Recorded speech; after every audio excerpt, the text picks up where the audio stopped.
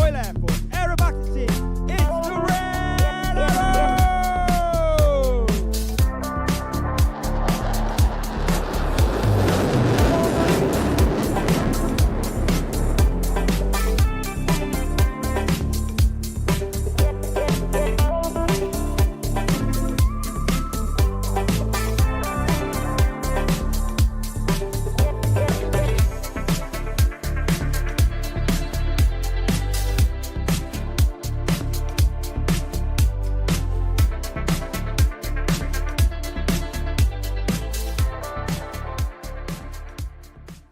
Hats on, t-shirts, plenty of sunscreen, and of course keep hydrated.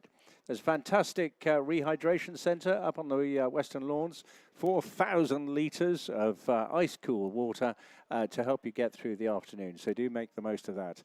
Please, please, please look after all your belongings. Keep everything on the ground, firmly in a box if it happens to be a drone or a balloon or a kite. We don't want to see anything in the air. And that means if the wind comes up, please make sure the umbrellas and your hats are pretty secure as well. Any flying FOD does represent a danger to aviation, and that would interrupt the air display. So we'd ideally like your cooperation on that as well. If you see anything suspicious or anything that you think may be an issue around the site, all you need to do is stop one of the friendly stewards, any of the police, and they will help you out. If you want information or you want to help relocate and reunite with your family, just go up to the information tent. There's a couple of bases, actually. One, the main information tent's on the Western Lawns, but if you go to the lifeguard station as well, right next to the lifeboat station in that area, you'll find more help there as well. But make the most of the day, top up on all the necessary items you want, flying starting around about 25 minutes time, and hopefully, as I say, to have a chat with some of our sponsors very shortly.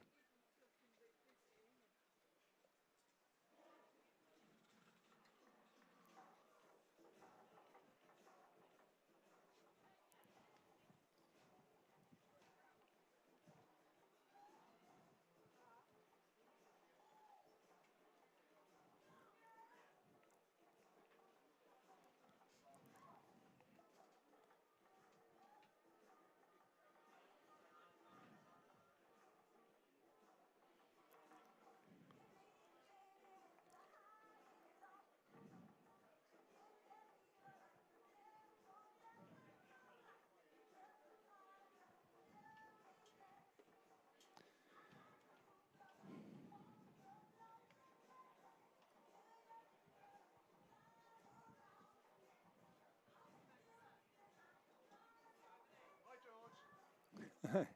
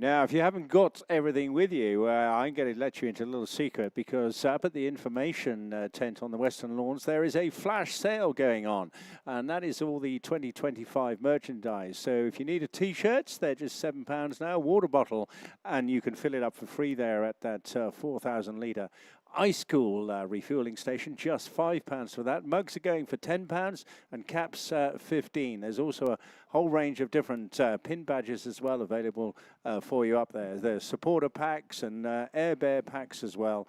All a lot of fun. So you've got about 20 minutes to make the most of that. I suggest you get up there and grab yourself a bargain.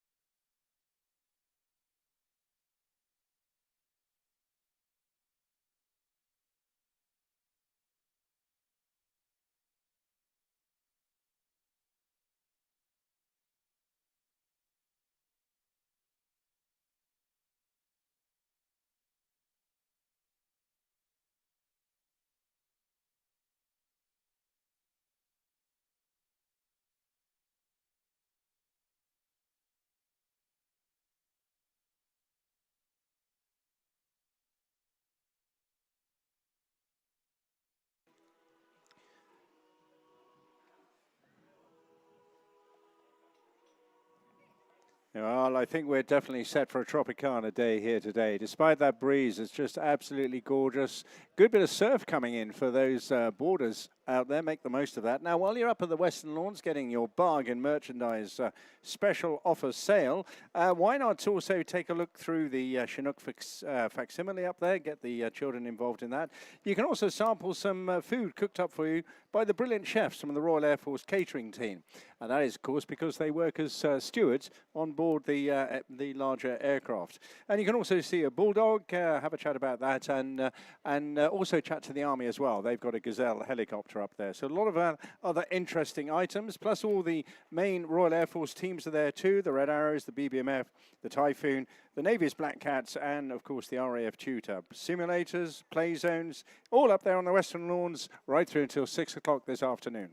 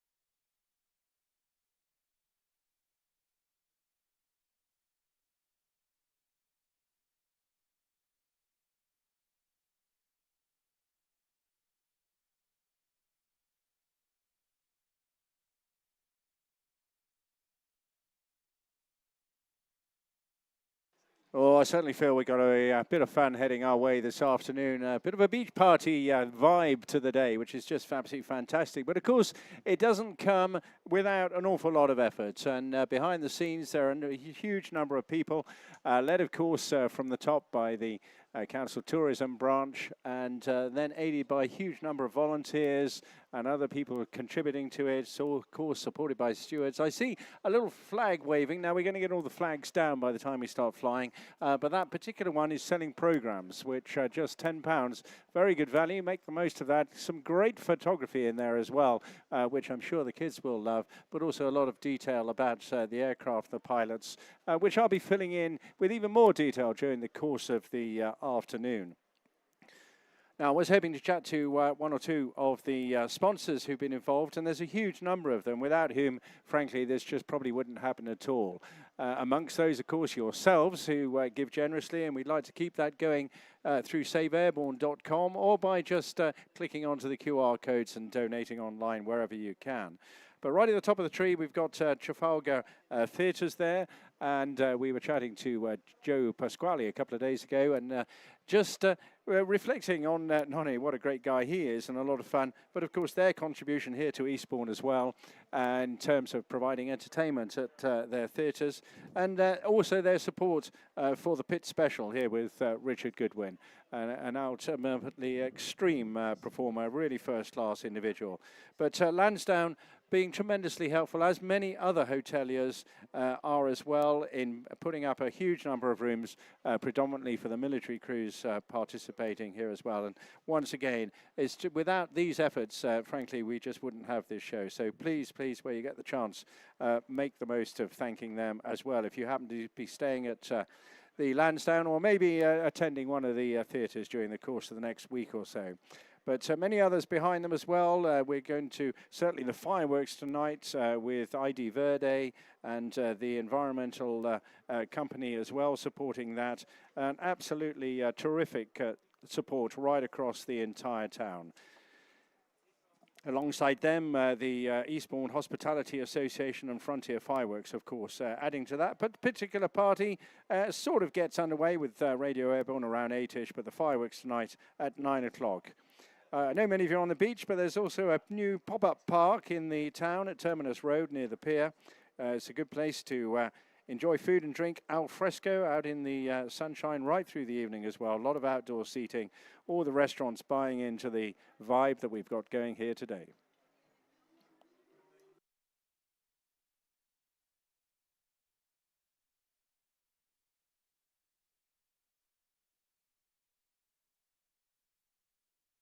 Well, just about 10 minutes to go. I've already got the support management team from our first act today, which is the Royal Air Force Tutor. So think about getting settled down. Once again, please make sure the children got plenty of hats, T-shirts, sunscreen, and of course hydration as well. Very important, despite the wind being a very, very pleasant cooling influence. Nonetheless, sun is strong.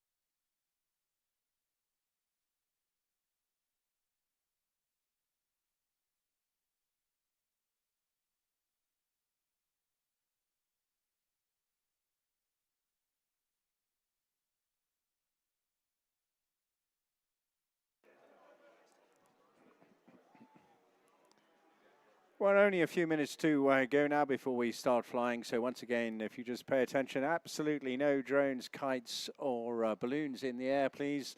That is a or will constitute a danger to aircraft flying. And of course, we're also in protected airspace, so it is illegal as well. Do look after everything, your hats and umbrellas as well. If that wind gets a little bit stronger, that may also be a bit of an issue.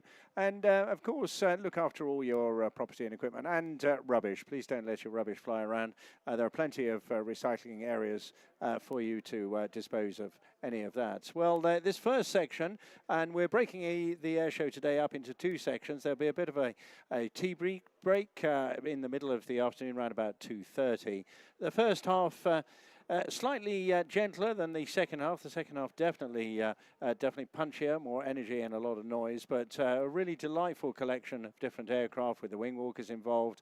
P-51 Mustang, newly brought back to UK and displaying for the first time this summer. The Stampe formation, absolutely delightful flying in truly wonderful vintage and historic aircraft. The Battle Brit Memorial flights always deliver, and our Norwegian Vampire as well. All are coming up in the next hour or so, and right through, and we'll be starting in just a few minutes' time. See this, George? It's a What? photo shoot with Team Raven, the Stearmans, Rich Goodwin, and an extra. Where was that? Isn't it?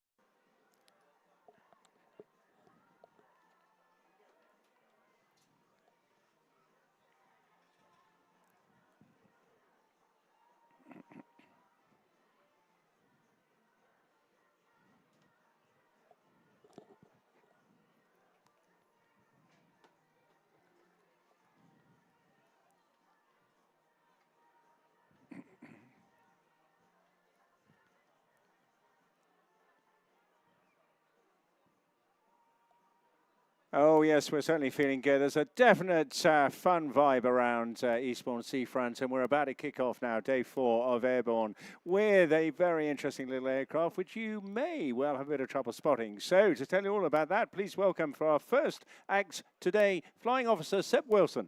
Good afternoon, everyone at Eastbourne. As Georgia said, my name is Seb Wilson. I am the Tutor Display Manager this year. And you might be thinking, why is the RAF displaying one of its smallest, slowest, quietest aircraft? And that's because it's one of the RAF's training aircraft, and it's usually the first part of the journey that most of the pilots in the RAF and the Navy that you've seen today, it's the first aircraft they will have experienced. Most of the RAF's frontline pilots will have time in the Tutor, either as an instructor or a student. And it's also the aircraft that's flown by the Air Cadets, so we're showing off what it can do. It's a fully aerobatic capable aircraft, and it's going to be showing off its stuff. It's just off to the right over Beachy Head, as you can see, with those very bright strobe lights. We've got the white aircraft today, uniform. It's one of our display painted aircraft in the red, white and blue.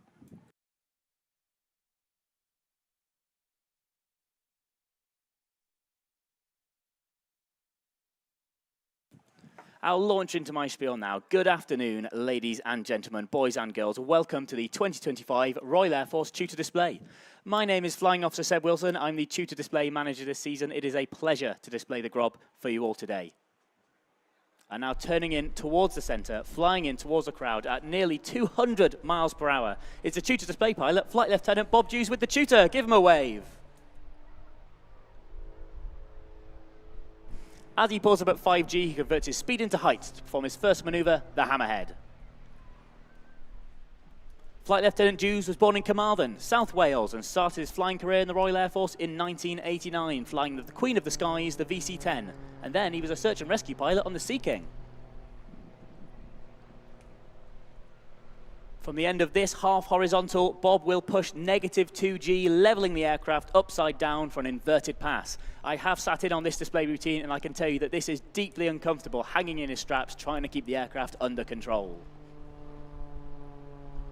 This is Bob's second year with the Tutor Display. He is operating at a base height of 300 feet, except for the 2 final passes at just 100 feet over the sea.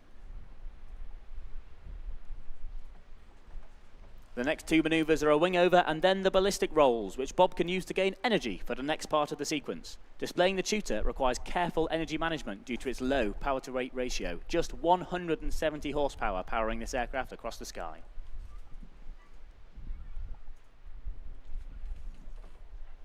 When not displaying, Bob is a qualified flying instructor, or QFI, on 115 Squadron, based at RAF Wittering, where he trains frontline pilots into fellow tutor QFIs. During his very varied career, Bob has amassed over 8,000 flying hours on 15 different aircraft types. This represents almost a full year in the air.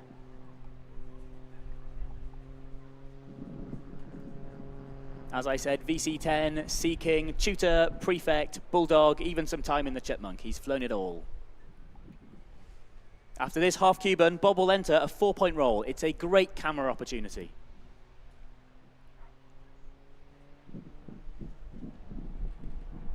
In the 4-point roll, Bob delicately uses the rudder to support the nose above the horizon whilst flying at 90 degrees angle of bank. The GROB Tutor has a top speed of 212 miles per hour or 185 knots and can achieve maximum positive 6G, which means the pilot and the aircraft are subjected to forces 6 times that of gravity. Next, another wing over, a combined pitching and rolling maneuver used to turn the flight path through 180 degrees. You'll notice that each wing over that Bob does is slightly different as he caters for differing wind conditions and aircraft energy states. The Tutor, being a very light aircraft built by a glider manufacturer, is very, very susceptible to wind.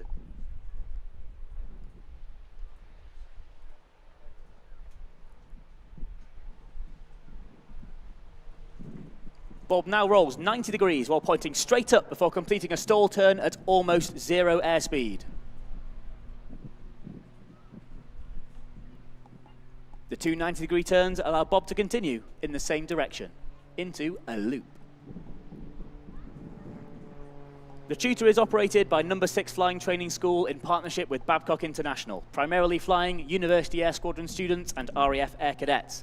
There are 13 air experience flights across the UK that offer flights to up to 20,000 cadets each year. This could be you if you're between 13 and 20 years old. 50 cadets each year are now being taught to fly the Tutor up to solo standard, flying it on their own. After this conventional stall turn, Bob will enter a slow roll.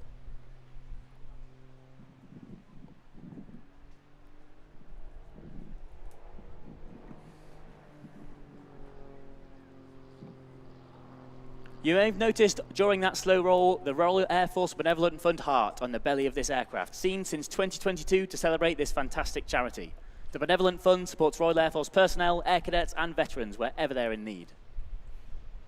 We're proud to raise awareness for a charity that gives so much to the whole of the RAF family. Visit our tent website or view our tutor display leaflets to access a QR code to donate.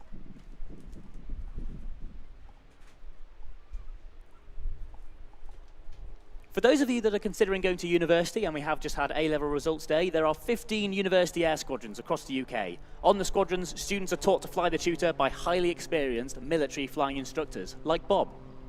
And it is worth mentioning that the UAS syllabus is 80 hours long, free, and does include solo aerobatics.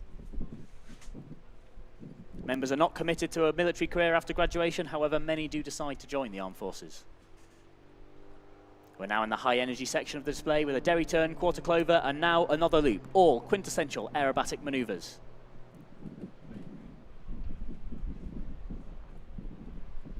As he pulls up, he's again subjected to 5G. He's aiming to pitch the aircraft around an imaginary circle in the sky. Even when inverted, the centrifugal forces keep him pressed into his seat. Today, the Royal Air Force is recruiting for multiple rewarding and demanding professions and has an exciting future with the continued development of our maritime patrol, combat and utility aircraft, as well as UK Space Command. The high tempo of operations continues today with aircraft and personnel deployed around the world, operating with NATO and our other allies. Visit the RAF website to find out more about our professions, including but not limited to aircrew, air operations controllers, engineers, medics, cyberspace specialists, and many more. Bob's now entering the final section of the display with an oblique loop and a half Cuban. The oblique loop puts the aircraft in plan form to the crowd twice, so it's an excellent photo opportunity.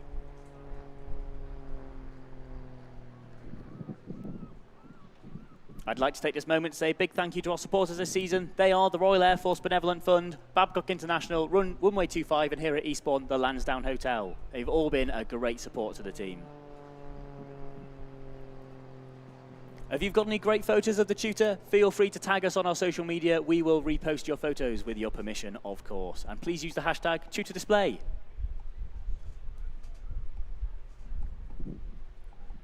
Bob's now bringing the Tutor round for his departing wave at just 100 feet over the sea, and yes, he will be able to see you waving. A big thank you to Eastbourne for hosting us today. Ladies and gentlemen, boys and girls, the 2025 Royal Air Force Tutor Display. Come on, everybody, you know what to do. Put your hands in the air, hats, coats, umbrellas, ice creams, whatever you've got there. Give Bob a great send-off. Been working hard all this season and entertaining crowds around the United Kingdom. Really superb. So it's got us off to a nice, gentle start, and also an inspirational one, because as Seb was explaining there, that is the sort of aircraft that you're likely to start off flying in a military career. So make the most of that. And of course, certain members of the royal family have also been involved in exactly the same training. So you can do it. All you need to do is dedicate, focus, fill in the form, of course, that helps, and then get involved. You could go up to the Western Lawns and talk to the team up there. The Tutor team have got their own little pop-up tent, as have also the Black Cats, the Battle Brit Memorial Flight, and of course the Red Arrows as well. So just a couple of minutes to run now before our next complete change of genre, the fun and frolics of the interwar years with the Aerosuperbatics Wingwalkers.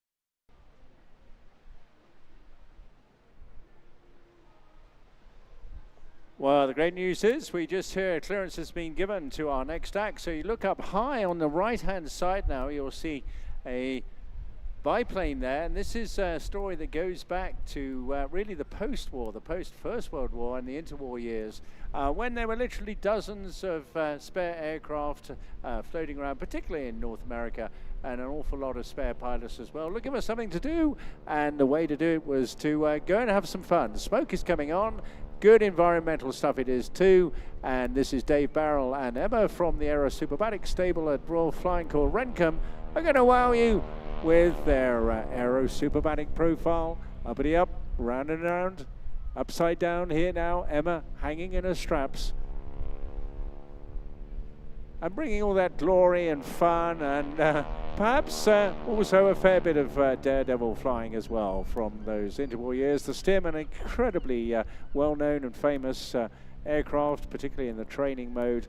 Really is a wonderful machine to fly, very stable. Open cockpits, of course, and Emma there doing her very best to keep up the acrobatic maneuvers against winds of around about 150 miles an hour.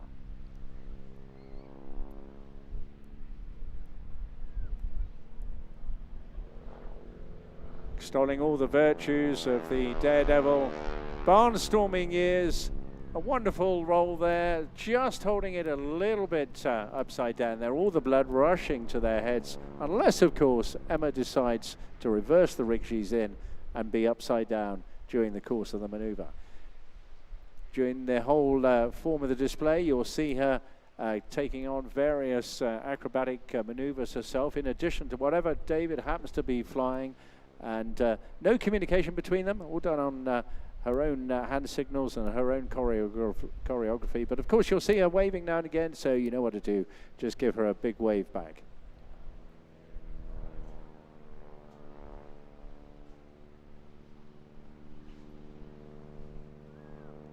Oh, and look at that, she was just hanging there in her straps, wasn't she? Absolutely fantastic machine.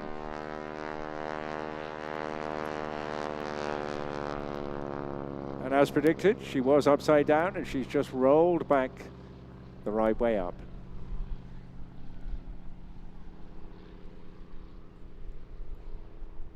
Wonderful period of aviation, the 20s, 30s, right through to the start of the Second World War.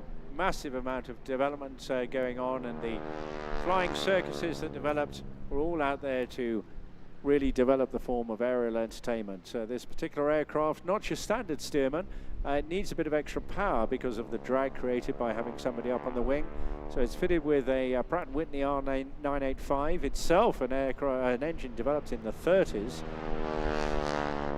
And what a wonderful rasp and roar that is from the big, huge standard Hamilton propeller there. When all the levers are forward, the tip's virtually spinning at supersonic speeds, giving you that roar. Just terrific stuff. Very reliable, very strong airframe. If you've seen Mission Impossible 2, you would have seen a pair of these aircraft with Tom Cruise doing his best to hang off broken bits of one of these, and that's partly why he chose this aircraft as the platform for that particular sequence. This particular team have been entertaining you for decades now under the leadership of Vic Norman, and we're going into a few bumps now, so imagine yourself driving down a country lane with a couple of little humpback railway bridges, and they're pulling up nice G, and then as soon as he pushes the stick over the top there, all the blood rushes back, including your stomach as well, towards your head. Very, very uncomfortable indeed.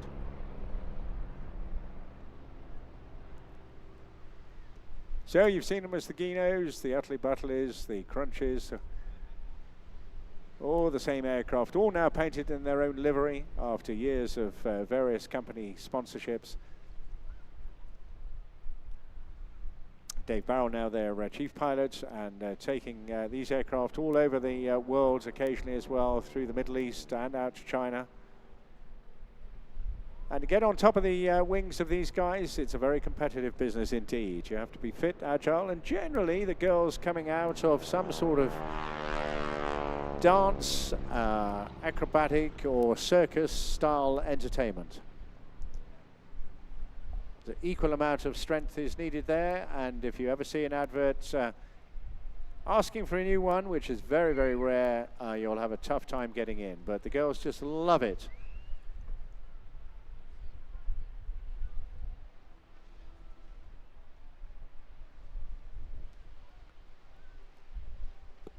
So during these lengthy forays along the fly line as they go left to right, you'll see Emma adopting various poses.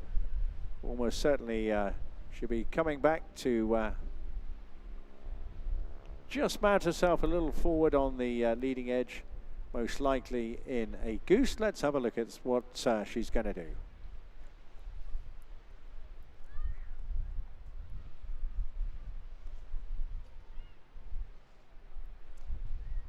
Extraordinary guy called Ormond Locklear started it all off around about 1918.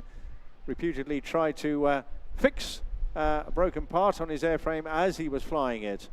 And that was the start of a lifelong passion. Here she is, Emma in the goose, heading into that wind, well over 100 miles an hour, using all her strength to keep in position there. As Dave, you can see him now, you see the top of his helmet there in the second seat, and that is the standard pilot's position, with the front seat there available for Emma to drop down into for transits backwards and forwards.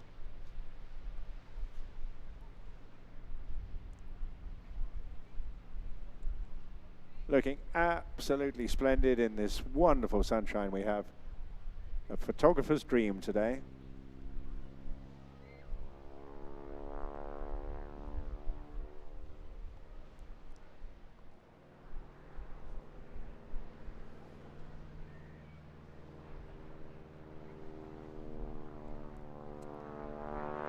And here she comes once again. This time it looks like an arabesque.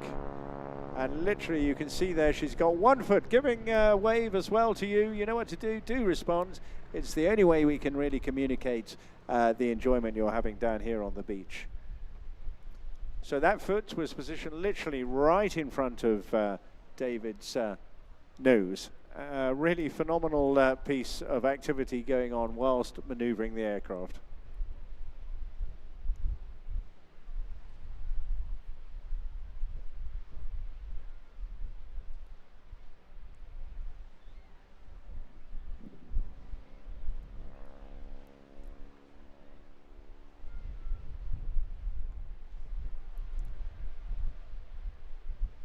Now, during that term, you will have seen her maneuvering around the top of the wing and dropping back into another position.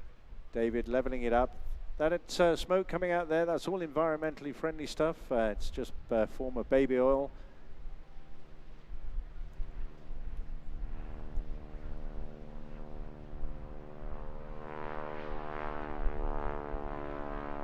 And there again, you can now see just how close her leg is to David's cockpit position. She, of course, does have a safety strap there.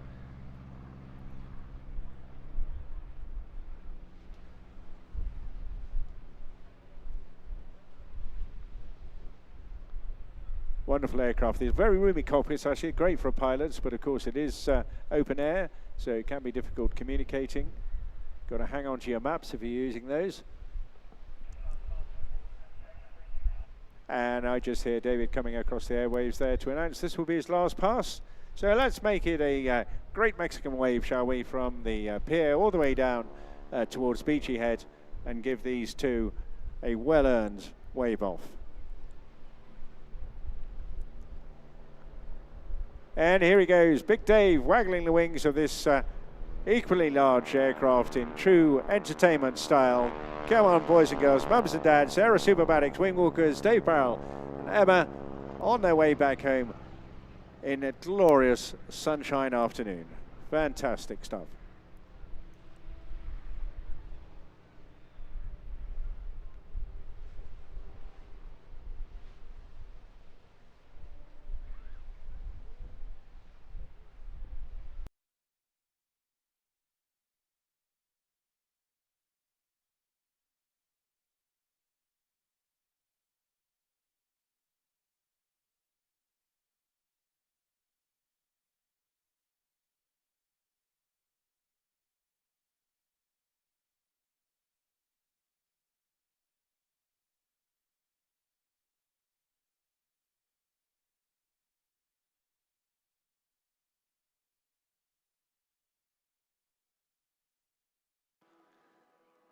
Now, every now and again, you'll see somebody walk by with a red tabard on and carrying a bucket, and I appreciate that many of you don't carry change anymore. I certainly don't, but they also have available a QR code to help you donate. We're just asking for a couple of pounds from everybody to help keep this fabulous show on the road.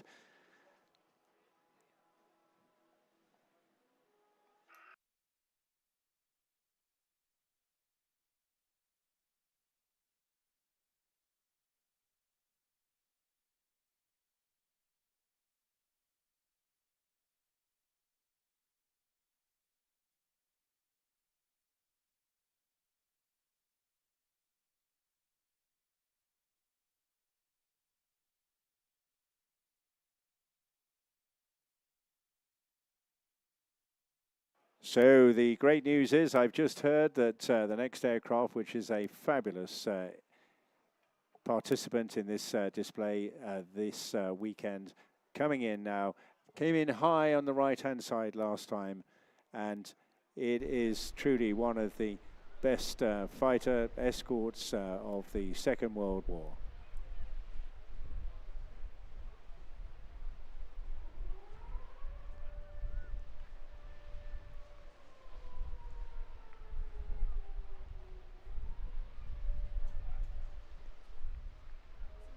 Yes, the next aircraft, an absolutely fascinating model and representative of the P-51D Mustang fleet of aircraft.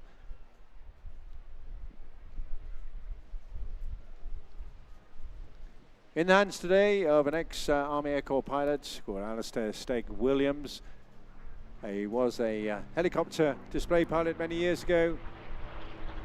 And giving you a lovely entry with a topside pass.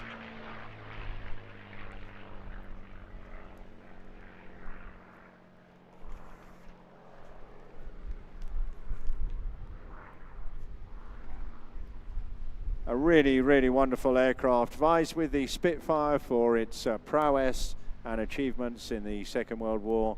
The most successful long-range fighter escort of World War II. Designed for the British in just 120 days to meet their requirement to purchase more fighters.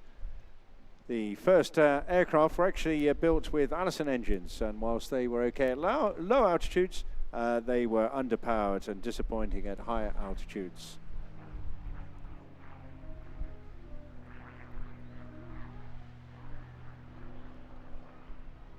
Happily, in late 1942, the aircraft was absolutely transformed when in the UK, Rolls-Royce Merlin engines were tested in place of the Allison. The Merlin, of course, the same engine used in the Spitfire, then became license built by Packard in the USA, and from 1943 onwards was installed in the P-51B and C models. And together, after a little bit of refinement of the engine and platform, ended up with the 1944 version, the P-51D model, with a bubble canopy and 6 guns, giving it one of the most iconic and potent fighters of all time.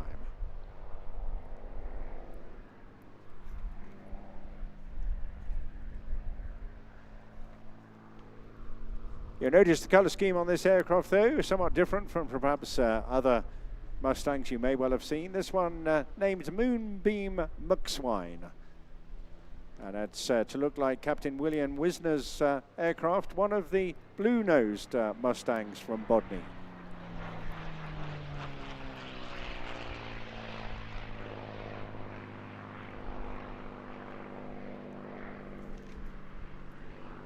The P-51D's range was an incredible 2,000 miles with, thanks to its huge fuel capacity of 1,000 litres, which could be supplemented by another 815 litres in drop tanks.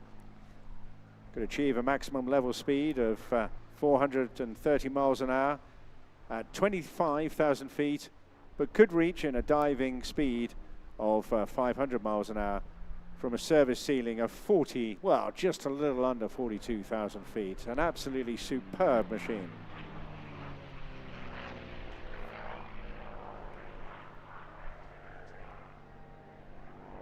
So, Captain William Wisner himself, he was based with the 487th Fighter Squadron here in England. in 1943, and he achieved 15 and a half aerial victories, and that was quite something. That made him a triple ace. And he then went on to become an ace in the Korean War, flying the F-86 Sabre, and then served two tours in Vietnam as well, retiring as late as 1989. Lovely topside pass once again from Steg there, really showing this machine off well. He's got plenty of hours. He's moved from Rolls-Royce, where you may well have known him and seen him flying the Rolls-Royce Mustang. He's now moved across to the Spitfire operation at Biggin Hill. And you can fly in this aircraft, and certainly a lot of other Spitfires as well, if you just go to flyaspitfire.com. They've also got a tent up on the Western Lawns if you'd like to have a go flying with Steg himself. The nickname for this aircraft actually comes from a character in the Little Abner comic strip. That's a series which ran for 43 years in the United States.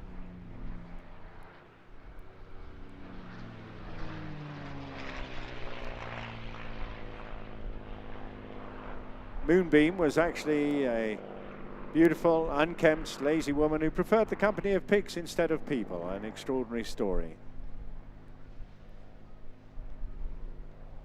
Initially serving with the Royal Air Force as a fighter bomber and a reconnaissance aircraft, later becoming a primary bomber escort to cover raids over Germany and helping the Allies gain air superiority from early 1944, before then going on to further action against Japan in the Pacific. An element of the war we, of course, commemorated as a country on Friday.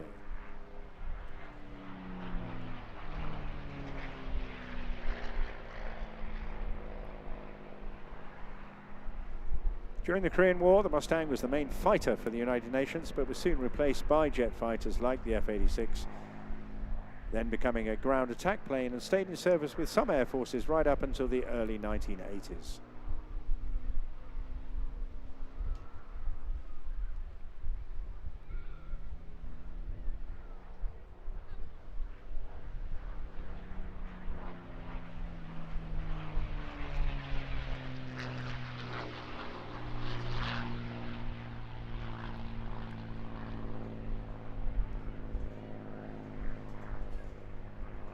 It was cheap to produce, fast, well-made and doable.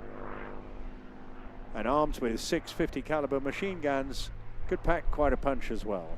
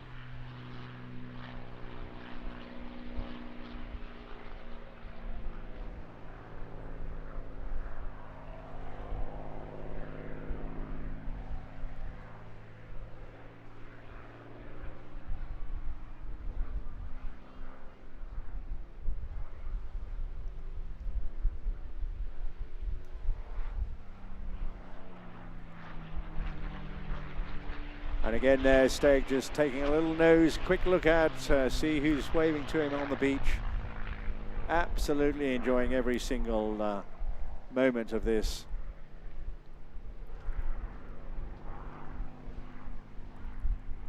There's something about the presence of the Mustang which almost surpasses that of the Spitfire. Difficult debates been going on for decades as to what was the finest, but they both did a great job in the environments they were required to do exactly at the right time during the course of the Second World War. And again, just tipping in a nod to you, do give Steg a bit of a wave here, just holding it very, very neatly in that topside pass.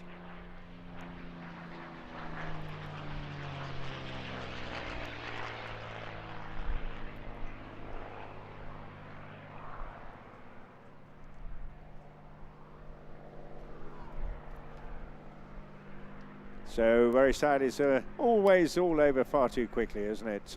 Oh, and a wonderful high arcing wing over there from Steg. Just a gorgeous view on as the sun picks up the top of the wings. Last pass from Moonbeam McSwine, driven today by Alistair Steg Williams from the Biggin Hill Heritage Hangar and, of course, flyaspitfire.com.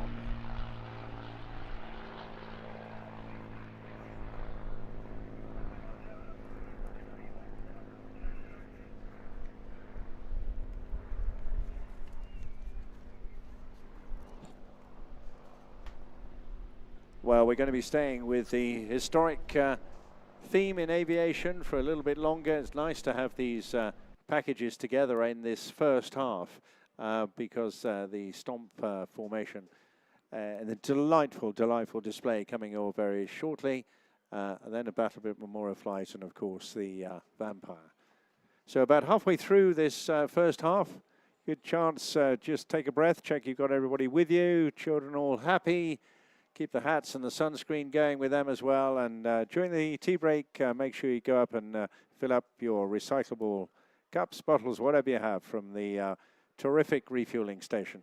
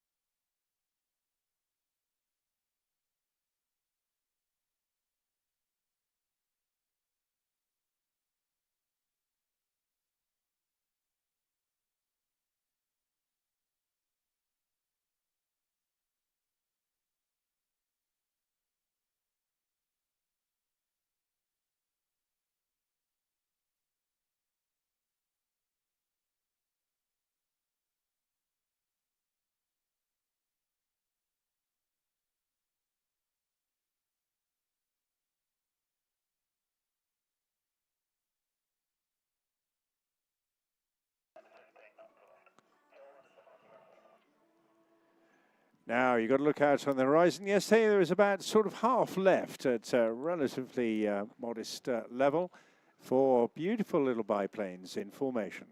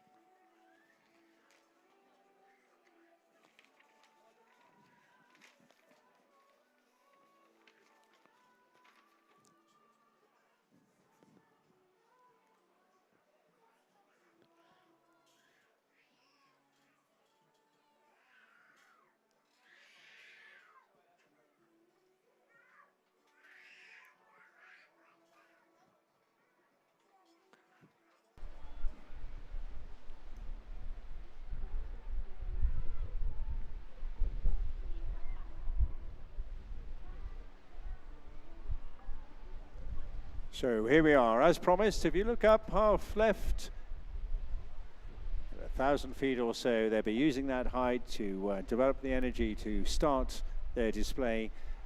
A really delightful display coming your way now. The Stampe SV4, developed as a Belgian two-seat trainer and touring biplane. Also built under license in France and in French Algeria. Jean Stampe and Maurice Vertonghen met in the Belgian Air Force during the First World War, and in 1923 they set up their company to make this very airplane here in Antwerp in 1933. It was Jean Stampe that flew the very first prototype of the SV4, designed by George Ivanov, winning a contract to supply the Belgian Air Force with 300. Please welcome the Stampe formation.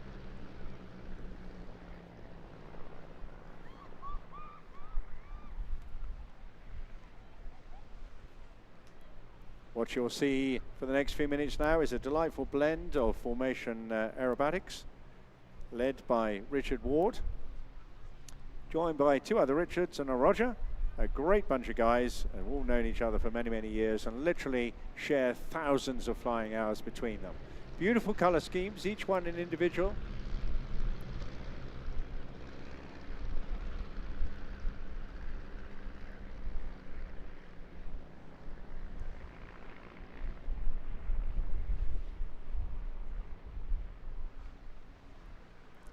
Richard acts as the team leader in the red and white Stampe. They're leading. Started back in aviation as an air traffic controller as a young 18-year-old. Went on to fly Super Pumas in the North Sea. Joined Air 2000s, flying the 757s and 767s, and again meeting his colleagues at Red Hill, the great Tiger Club venue, where they all got to know each other. And while still flying airliners, I know that many of my colleagues who've done the same just love to jump in something like this at the weekend. Reforming now into echelon formation.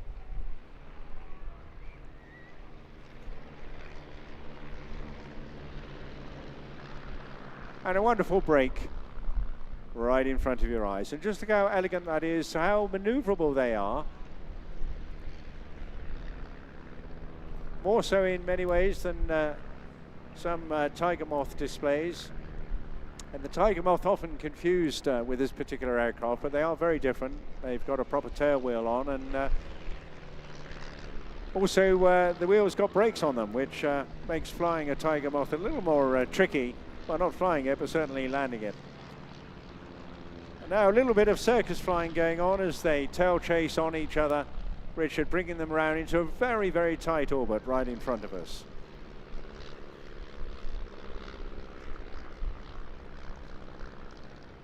Flying number 2 is Richard Meredith. He's a retired school teacher, but also well known in the Tiger Club. He's one of their instructors as well.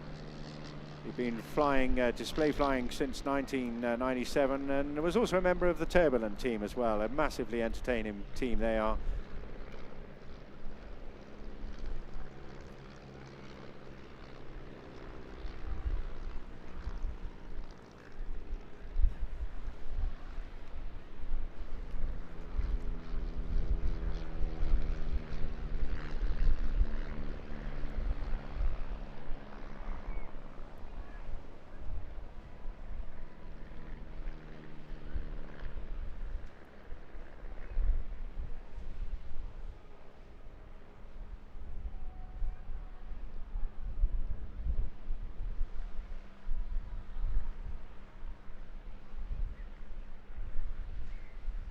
So reformating now, you'll see them change position.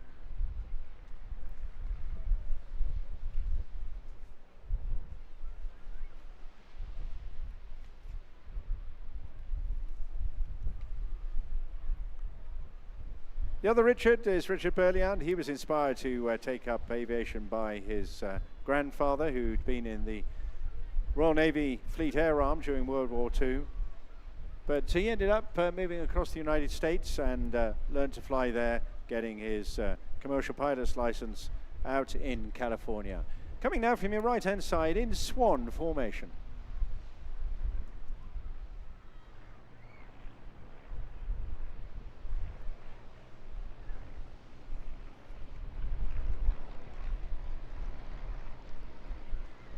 Beautiful photographic opportunity here.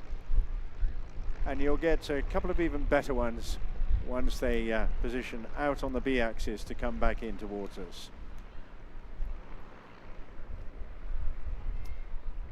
Also flying today, Roger Bishop. Been a bit of a flying nut since listening to all his father's flying stories from the war, who was a rear gunner in Bomber Command. Saved up his own pennies to take flying lessons whilst out in the USA, and on returning to UK once again, first of all joined the touring club at Biggin Hill, but then heard all about the Tiger Club at Red Hill. It's got an amazing legacy, the Tiger Club, and not just with the aircraft, but also the people who've gone on to so many other jobs. Stand by now as they go round for this pass to come back in for one of their familiar breaks.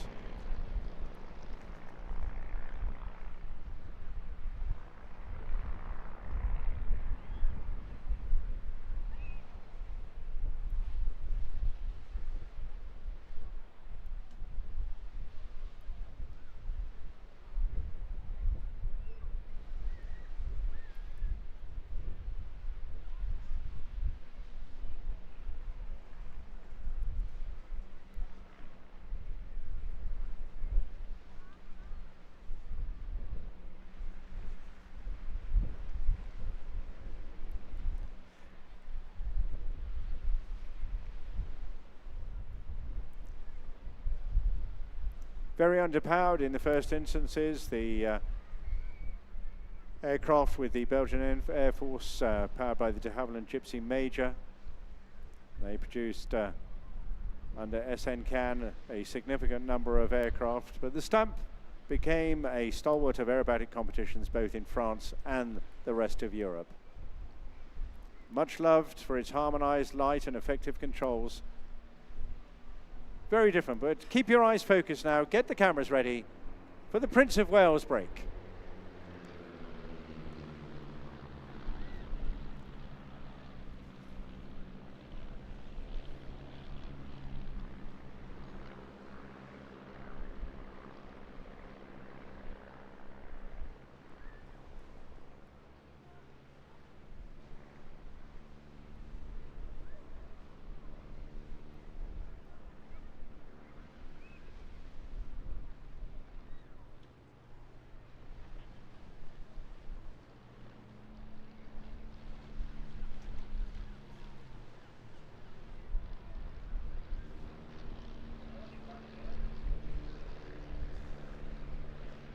Having recovered extremely eloquently there, Richard now leading them back to reformate once again.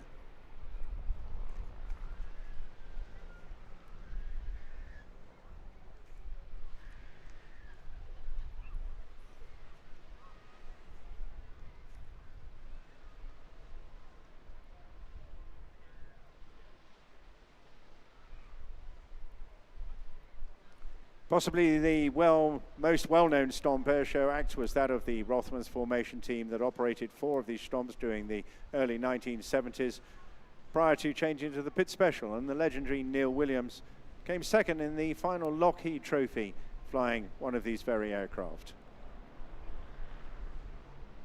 Back in line astern,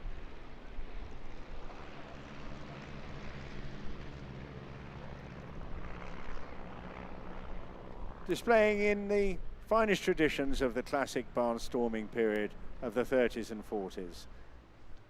These 4 open cockpit aerobatic biplanes flying up to speeds of around 130 miles an hour, turning tightly in close formation, keeping their entire display in easy reach of all of you down there on the beach.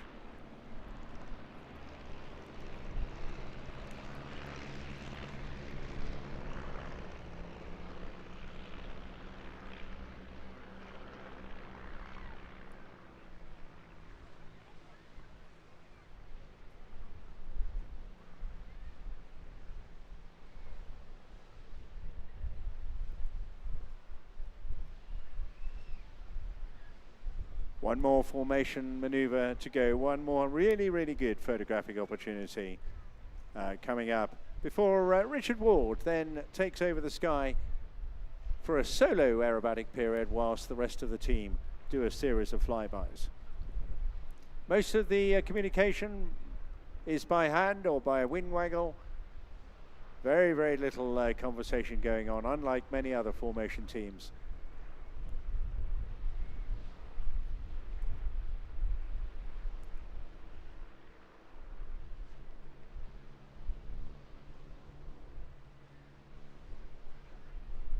Coming back in box formation now, stand by for the next formation break coming up.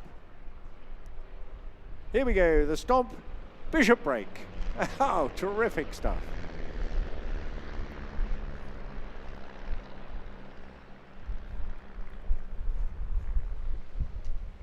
So whilst Richard climbs up on your left-hand side there, he'll be going into a few aerobatic maneuvers, and I think you'll be able to see just how maneuverable and harmonized this particular aircraft is for aerobatic work. Well, the other three, they're going to just move their way upwind there for the moment, and then we'll fly from right to left, then left to right, whilst we watch Richard go upside down a few times.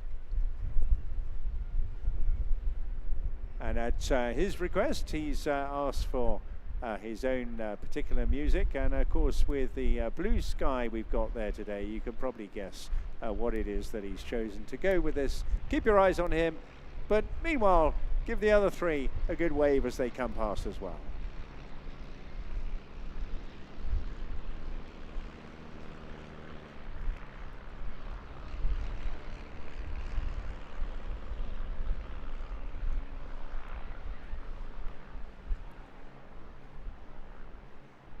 Wonderful sight, almost carefree handling, but of course these guys absolutely the top of their tree in terms of formation and display flying, but making this day just so splendid.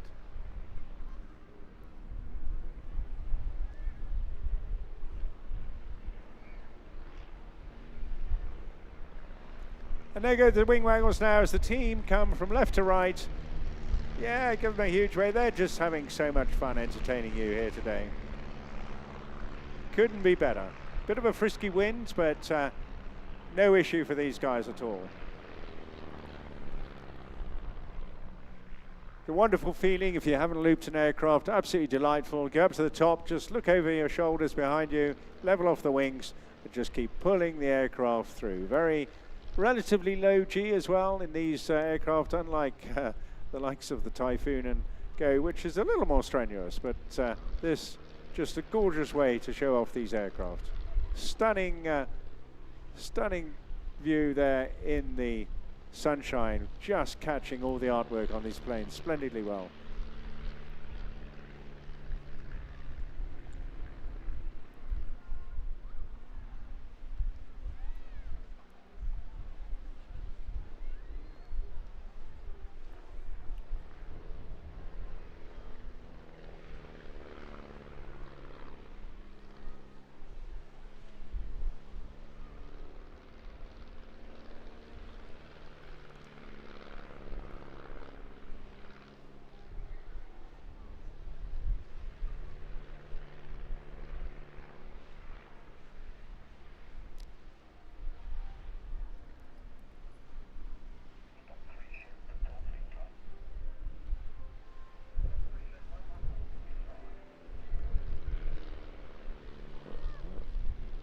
Lovely arcing barrel rolls there from Richard, just thoroughly enjoying this. Very graceful flying indeed.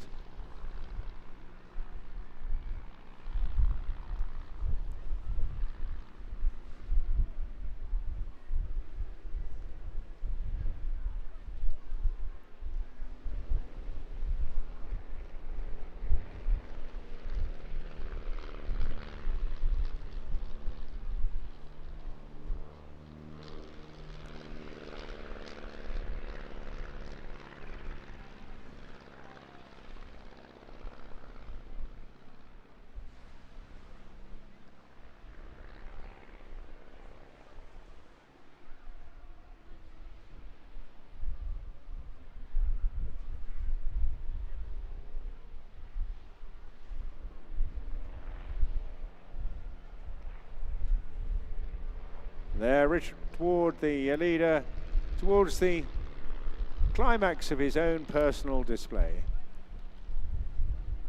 Really attractive aircraft.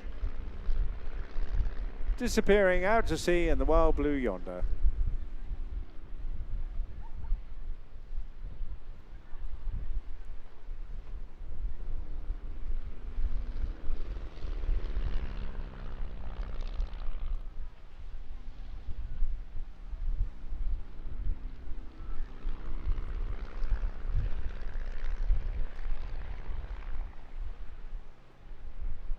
How lovely is that? And that, ladies and gentlemen, boys and girls, is the Stampe formation. glorious, glorious flying.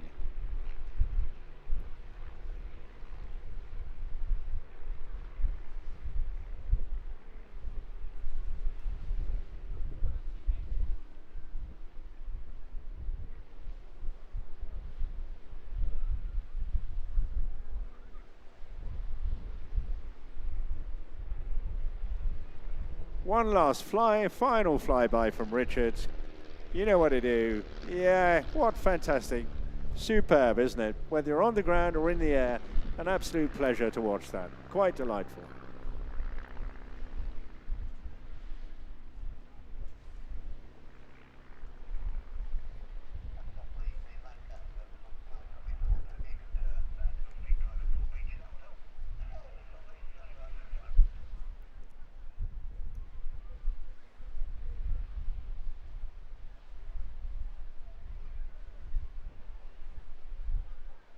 We're very much going to continue in the historic, but with a big touch of commemoration and memorial activity now. As I listen to the Lancaster of the Battle Britain Memorial Flight checking in on the air. Today in a slightly different formation, accompanied by 2 Hurricanes from the fleet, the only 2 Hurricanes that the Battle Britain Memorial Flight actually have. Give us an opportunity once again to reflect on that important commemoration of Friday, VJ Day, having already celebrated VE 80 as well. But it also happens to be the 85th anniversary of the Battle of Britain, and how apt it is, particularly on this shoreline that saw so much activity backwards and forwards across the English Channel, that we are blessed to have the Battle of Britain Memorial Flight here with us again today.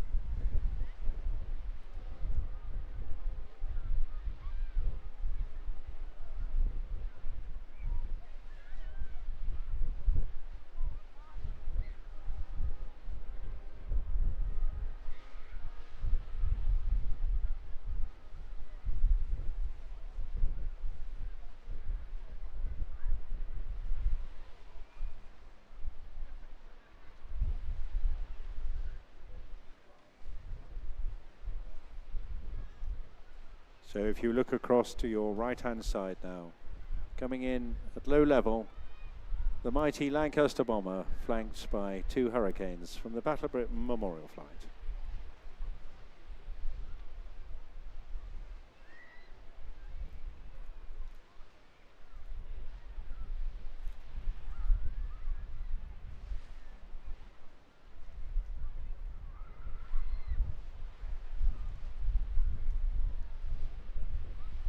Inaugurated in July 1957 at Royal Air Force Biggin Hill in Kent. Initially as the Royal Air Force Historic Flight, it was formed initially of 3 PR-19 aircraft and the last airworthy Hurricane 363. It was renamed the Battle of Britain Flight, and then in 1969, to reflect its wider commemorative role, it became the Battle of Britain Memorial Flight. It now maintains several historic and irreplaceable aircraft in airworthy condition.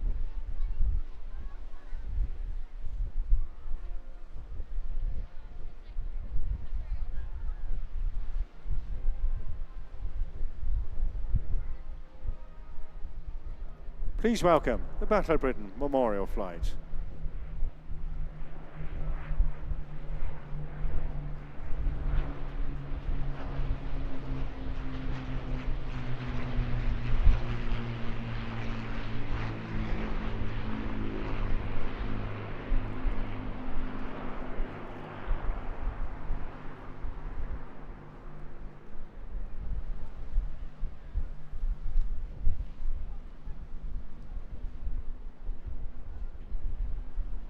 Leading from the front, the mighty Lancaster, easily the most famous and successful Royal Air Force heavy bomber of World War II, Didn't do it all itself, of course. It was shared the action with other twin-engine bombers such as the Wellington and other four-engined heavy bombers such as the Stirling and the Halifax. But of course, having a massive impact not only across the other side of the channel but on our own culture as well, with the loss of many people.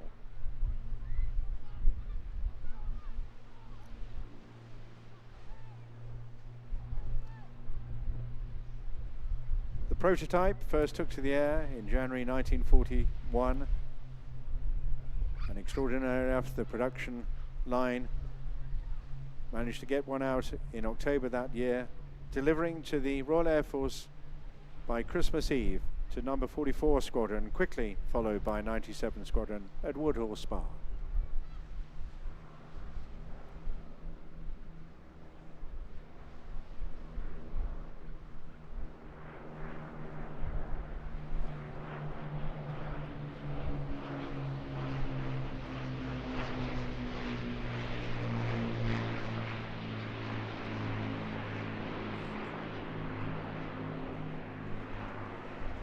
One of only two Lancasters remaining in airworthy condition out of 7,377 that were actually built. The other one across in Canada. Some of you here today may well recall when we had that Lancaster flying here at Airborne alongside 474 itself, a memorable occasion. This Lancaster was completed in May 1945, just weeks after victory in Europe had been declared, and was modified for operations in the Far East against the Japanese as part of the Tiger Force. Very apt, therefore, we should have us with us after going through and that particular commemoration just on Friday.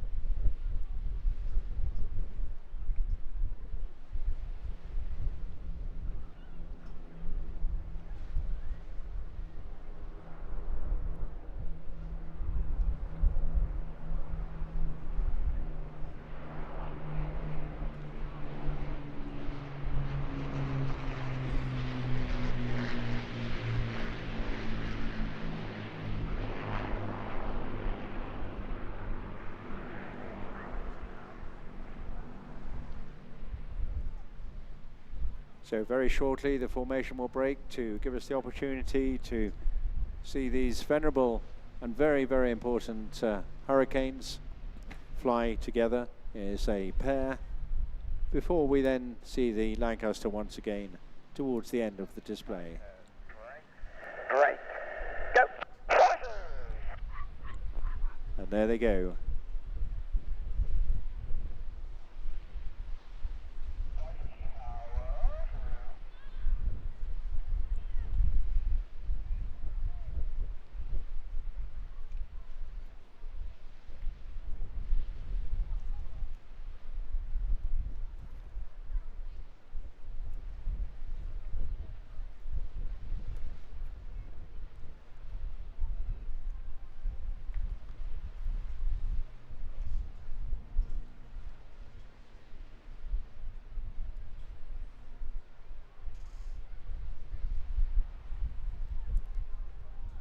Very shortly you'll see the Hurricanes move into close to formation before coming in for a few minutes to give us some time to reflect on one of the classic fighters of all time, designed and built for war, remaining at the forefront of Britain's defence in 1940 and playing a major part in achieving that victory over Japan in 1945.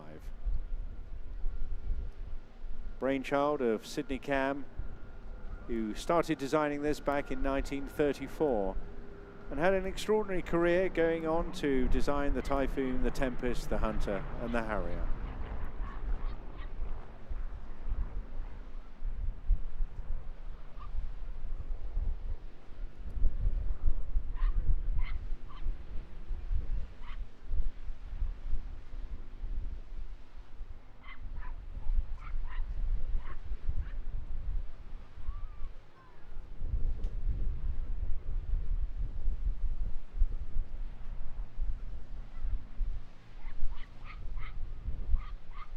The Hurricane was the first monoplane 8-gun fighter, the first Royal Air Force aircraft to exceed 300 miles an hour in level flight, and the first production fighter with a retractable main undercarriage. During the Battle of Britain, however, the Royal Air Force Fighter Command fielded far more Hurricanes than it did Spitfires, and Hurricanes therefore achieved a greater proportion of combat kills during the battle itself.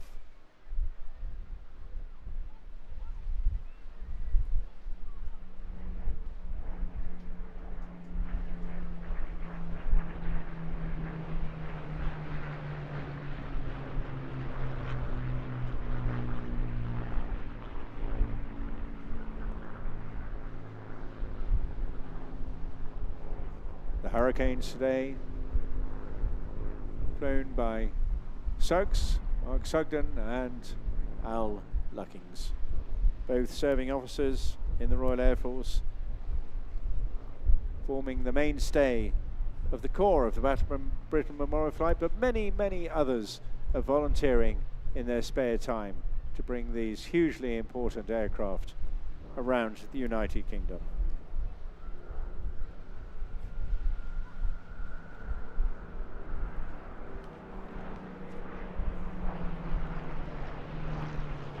These two Hurricanes amongst the very last 363, built at the Hawker factory at Langley in Slough, first flying in January 1944, one of the very last to enter service alongside the one that was last, PZ-865, both of them Mark II Cs, the last Hurricane ever built out of a total of 14,533.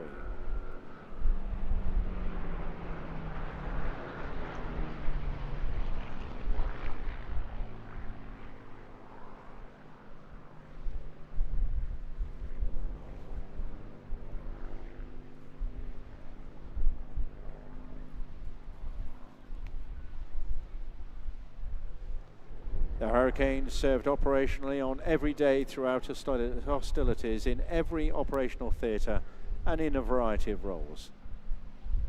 By the end of World War II in 1945, these aircraft were still in the front line, helping to ensure final victory in the Far East.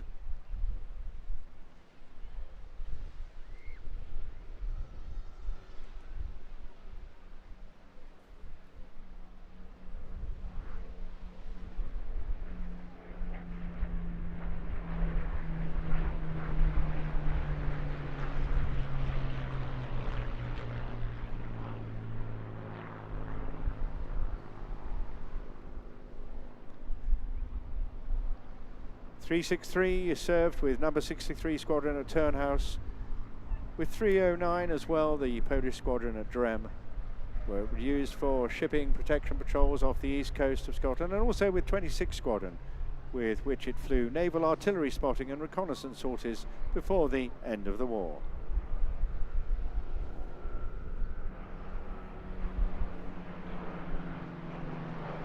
.865 achieved a little more fame in 1950 when it was entered into the King's Cup Air Race by the Royal Highness Princess Margaret, flown by the well-known Group Captain Peter Townsend, achieving second place.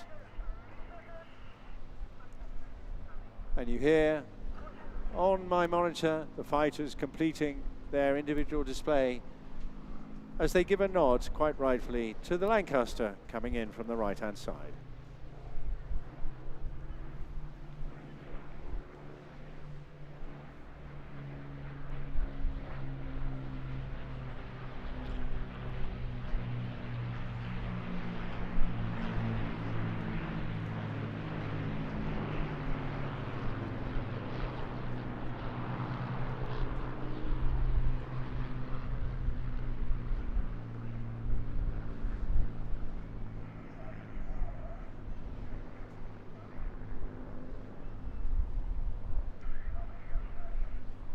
So whilst they manoeuvre to reformate,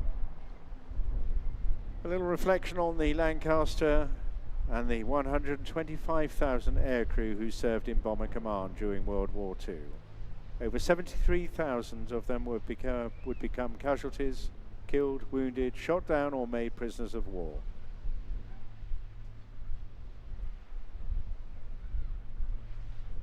The performance of the Lancaster was absolutely outstanding, carrying a maximum bomb load of 22,000 pounds at a level speed with a full load at 15,000 feet of 270 miles an hour. With a full bomb load, the aircraft had a range in excess of 1,500 miles.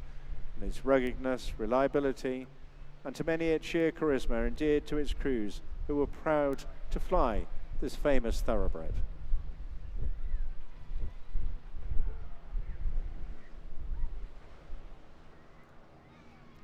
The Hurricane is chasing the Lancaster down to formate once again for another few minutes.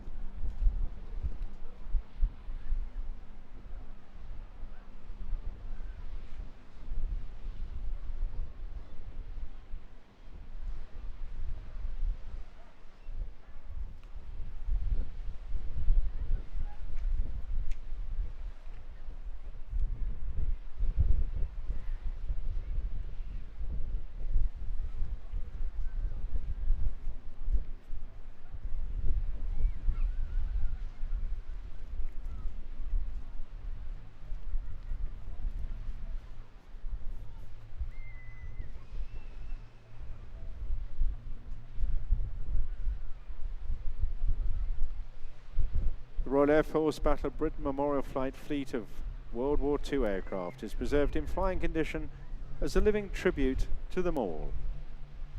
And the flight's motto, "Lest we forget," says it all.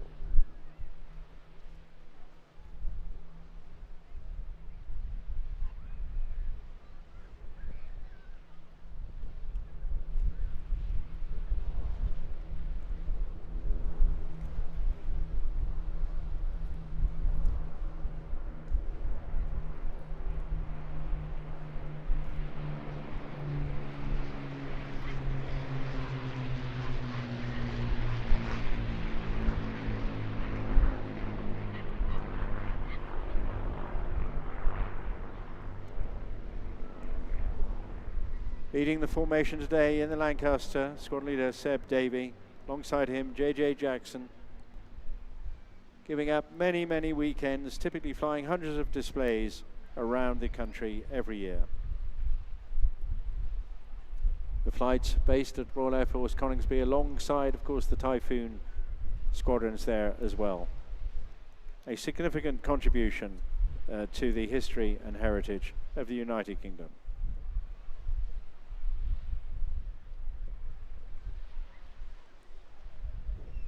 Behind them, a strong team of 40-plus engineering tradesmen and a senior engineering officer, but many of the pilots also volunteering to give up their time to get these historically important aircraft around the UK.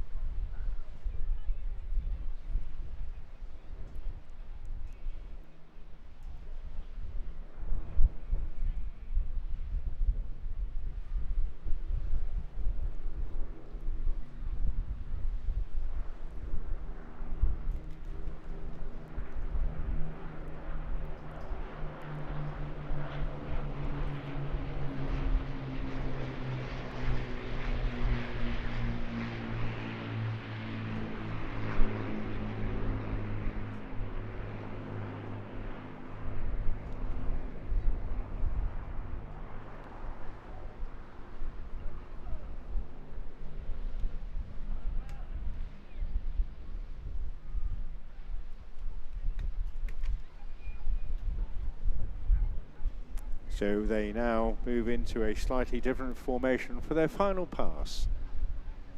Again, An opportunity to remember the fresh-faced boys and the hard-bitten heroes who flew again and again into the face of almost insurmountable odds until the job was done.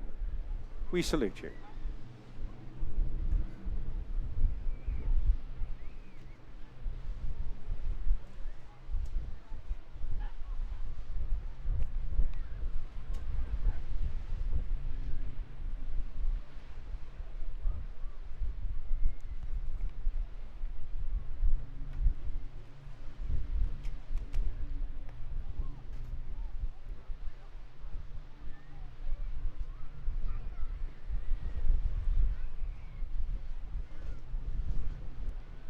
Coming now for the final pass. Do please give them a massive wave, and remember the young man who came from the uttermost ends of the earth to fly in our defense, and to those who never saw their beloved homelands again. We salute you. The Battle of Britain Memorial Flight.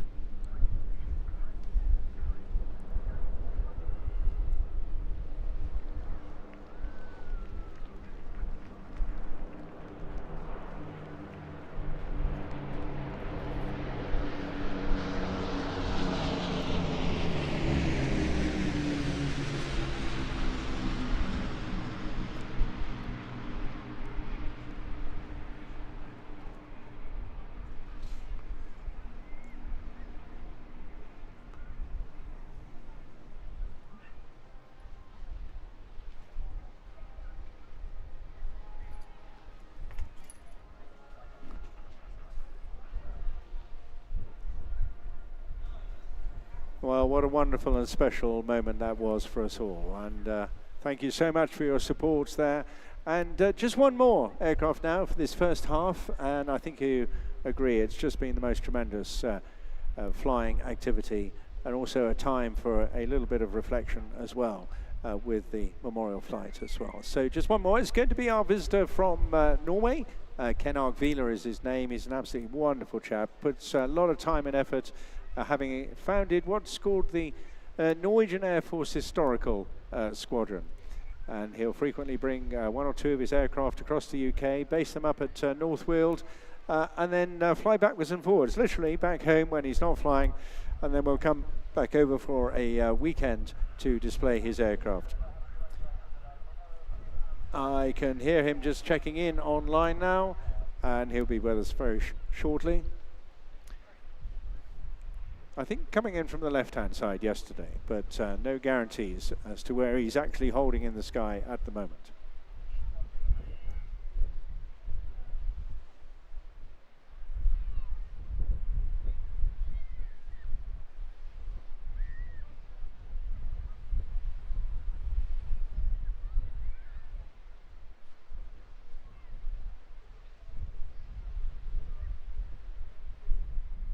And he's been cleared display on time, which means another minute or so before we actually get to see him. And he's confirmed that he's been holding near Pevensey, over on your left-hand side, so keep your eyes peeled there.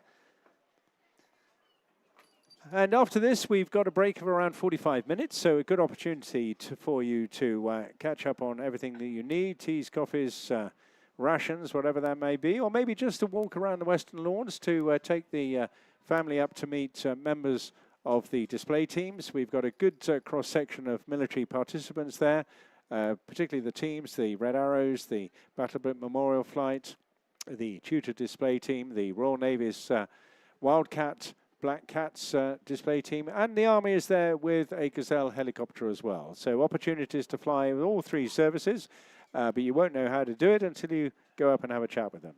Fill up your recyclables while you're there as well, with thousands of litres of cool air just waiting to be drunk.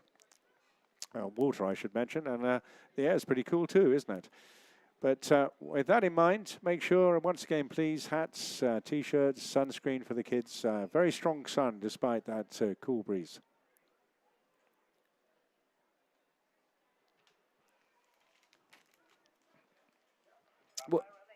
Well, I've just heard he's called the magic words, running in, which is great. Keep your eyes peeled. It's a delightful little aircraft, a British jet fighter developed and manufactured by the de Havilland Aircraft Company. And there's a famous name as well.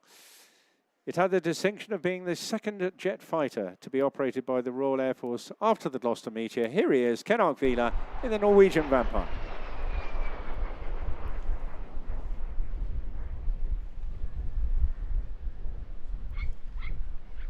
This also the first aircraft to be powered by a single jet engine. And of course, in those days, we were still developing both concepts, high-speed flight and also the development of the jet engine as well. Work on the Vampire design went back to 1941. Initially intended as an experimental aircraft, but one that was suitable for combat and able to harness the quickly developing innovation of jet propulsion.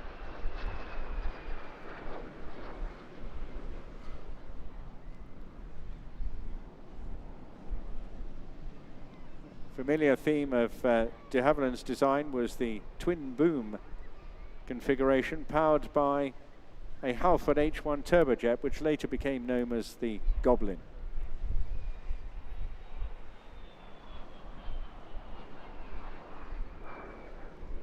Having achieved reasonable success in the tests and trials, in May 1944 it was decided to mass produce the aircraft as an interceptor for the Royal Air Force. And the first production Vampire entered operational service in 1946. Not long, of course, after the conflict itself had come to an end.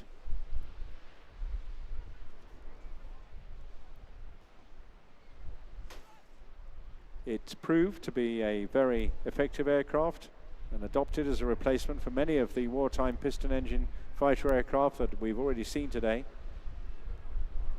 but also recognized for accomplishing several other aviation firsts, such as being the first jet aircraft to fly across the Atlantic Ocean, remaining in frontline service with the Royal Air Force right up until 1953.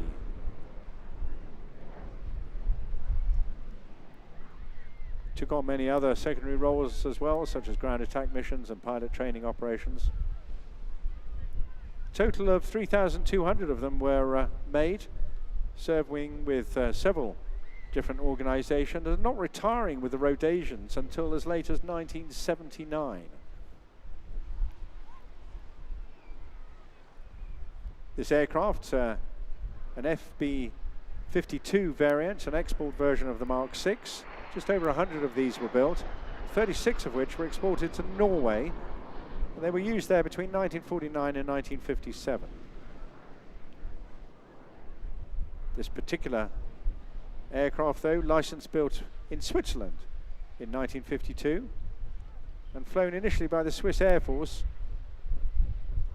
before then going on to be owned by a Frenchman prior to it being purchased by a Swiss individual, and then, of course, being operated eventually with the Norwegian Air Force historical flight at Riga Air Base, that's just south of Oslo.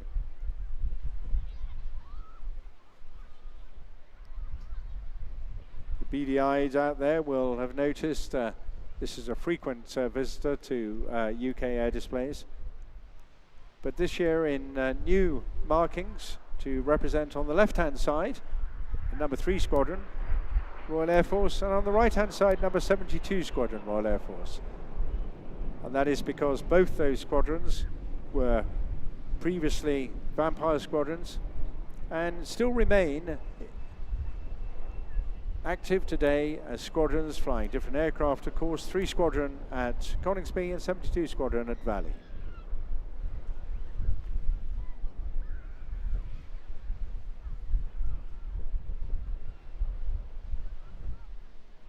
That Goblin engine just producing 3,300 pounds of thrust. And you see that being a first generation aircraft with relatively low power and without any digital assistance and improved airframe design, using up a fair bit of airspace to get through a full routine. You can see how high this loop is going, and the same with many of the turns. Not being able to pull the same amount of G, and actually Ken, I know, doesn't want to anyway, because it's all about preserving these aircraft for future generations to enjoy. nonetheless was able to reach a maximum speed in excess of 540 miles an hour with a range of about 1,200 miles, and able to reach a ceiling of up to just in excess of 42,000 feet. Armed with 4 22mm Hispano Mark V cannons or 8 3-inch 60-pound rockets,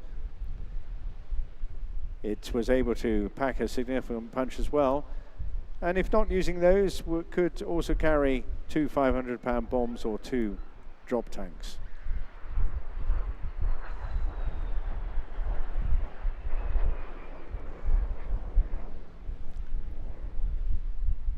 The Vampire was exported to a wide variety of different nations and operated across a whole range of different theatres and climates around the world. It was involved in combat duties and conflicts during the Suez Crisis, the Malayan Emergency, and also the Rhodesian Bush War. Of the 3,300, over a quarter of those were manufactured under license in other countries. It then went on as the basis of development for de Havilland to produce derivatives such as the DH-115, a dedicated dual-seat trainer, and the more advanced DH-112, the Venom.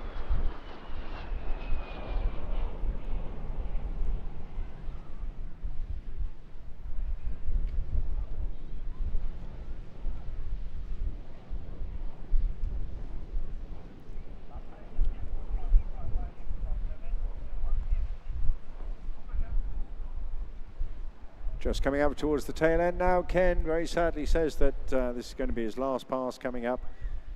He's got another one of these, a T-55, two-seater, a training aircraft across in Norway. Also an infamous MiG-15 as well that we have seen a couple of times around these shores alongside a T-33 T-Bird. His aim, like so many historical squadrons, to preserve these, show them off, giving you a good topside view now. A little nod to you to say farewell.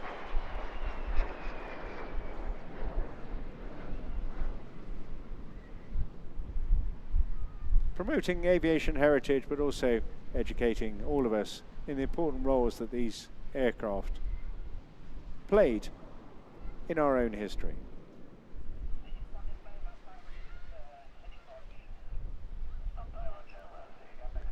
And there he is, again, to make his way back safely.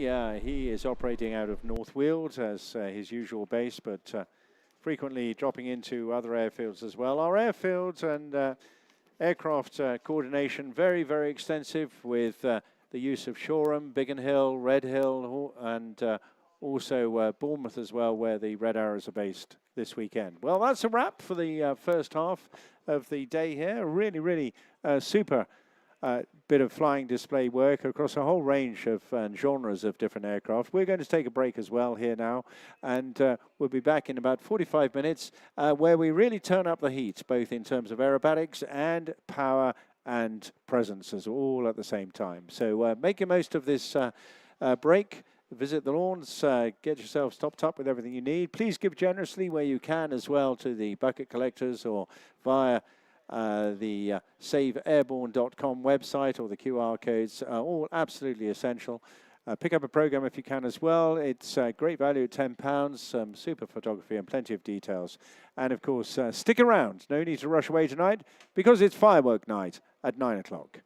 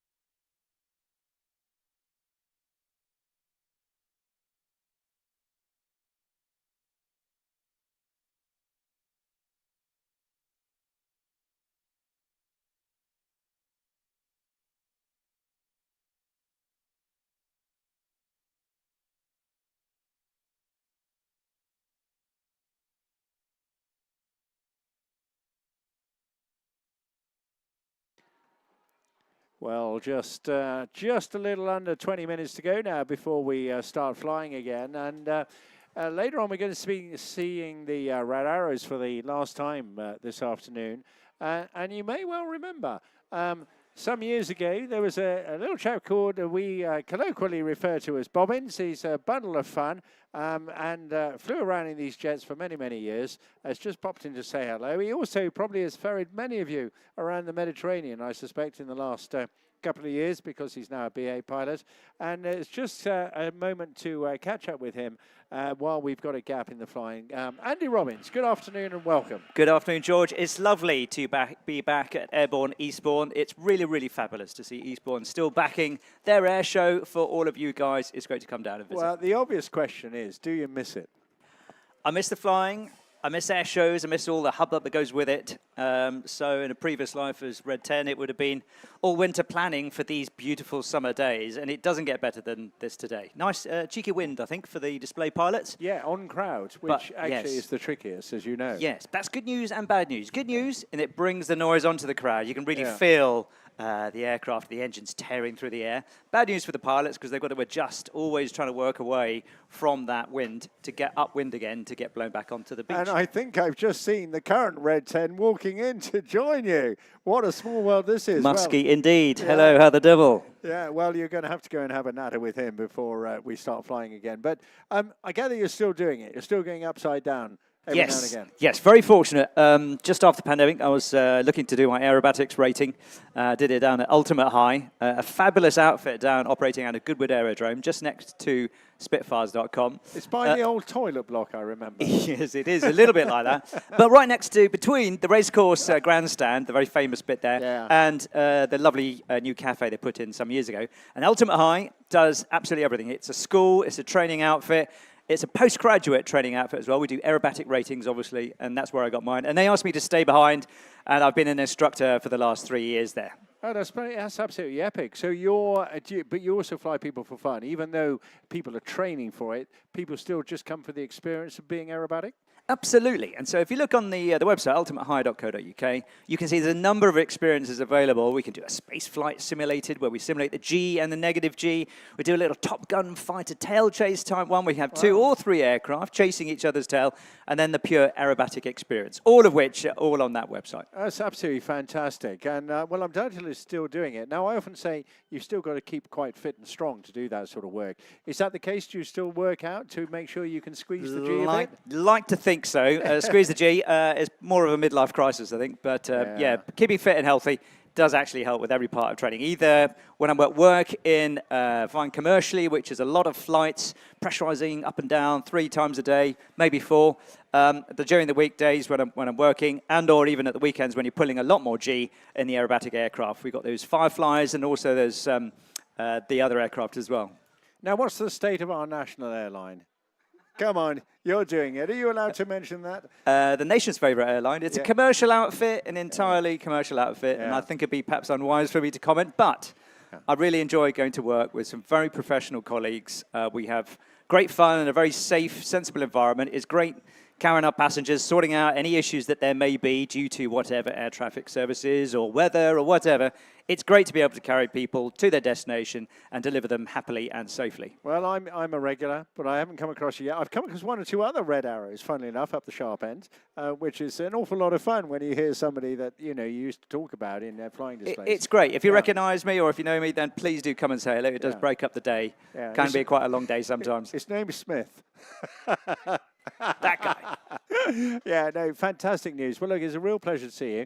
I suggest you just take a little nod to Muskie over there and share a few memories of when you were with it, because the airplanes haven't changed at all, have they? No, the venerable T1 Mark 1 Hawk is still going very well. It's a beautiful sports car aircraft. Not surprised it's still going well, because the engineers, the Blues, look after the aircraft beautifully. It's a fantastic bit of British aerospace and design. It's beautifully looked after by our ground crew. Obviously, there is some debate in the national media about what would replace it, and that's far beyond my brain power. But it's a real sports car to fly. Yeah. And a beautiful aircraft that I remember fondly many years ago. It doesn't have any of the modern digital devices, though, does it? It's still a 1970s aircraft at heart. I'll check with Moscow, but I think even the GPSs that we use, are sort of clip-on still in the gun sight, I believe. Yeah. So they are just a very simple, get you from A to B. Makes life very complicated when you go international and fly through all sorts of different airspace. But around today, in the UK, you get high enough, you can see all the southern coastline from East Anglia to Wales. So hopefully navigation is not too difficult. And hopefully, I think the team should be able to find Eastbourne today. Yeah, I reckon they will. Well, everybody's been spotting them going up and down the channel. They're based at Bournemouth, of course, one of their favourite, and was one of ours. But, yeah, go on. I know. Bournemouth, what a fabulous place. But they're not going to have an air show. I know, I'm surprised. I'm sort of dismayed and surprised. There's various reasons given, but... I'm delighted that Eastbourne is now the largest and what pretty much always was, the sunniest and largest free air show in the United Kingdom. It is a spectacular arena. Got this lovely seaside venue, and those up at the beachy head all the way across the pier. Fantastic. Right. Excuse me a moment. I thought we had an emergency there, but we haven't. Okay, which is very good news. So yeah, we're talking about Eastbourne and how great it is that they held their nerve in the face of sort of national pressure groups and have kept going and provided this beautiful venue and the air show for both air displays and tourists and visitors to Eastbourne. It's absolutely brilliant. We've just had, this is the 4th spectacular day in a row. Yesterday was a bit grey and bumpy, but it didn't matter. And now we've got another bumper turnout today. Absolutely fantastic. Okay, well, look, we've got about 9 minutes. I make it now to the next bit of flying. We will continue with a little bit of our interlude music for a moment. I'll be right back with you very shortly.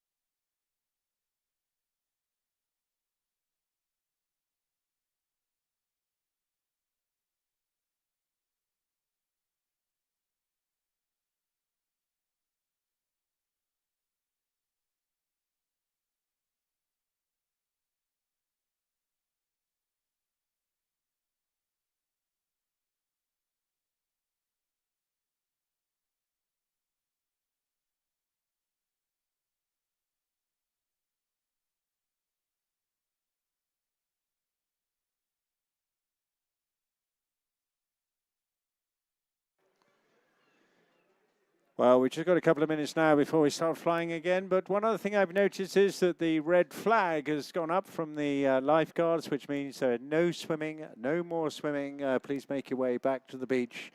Clearly the tide and the strength of the currents are increasing as well as the wind, and red flag up, no swimming. Thank you.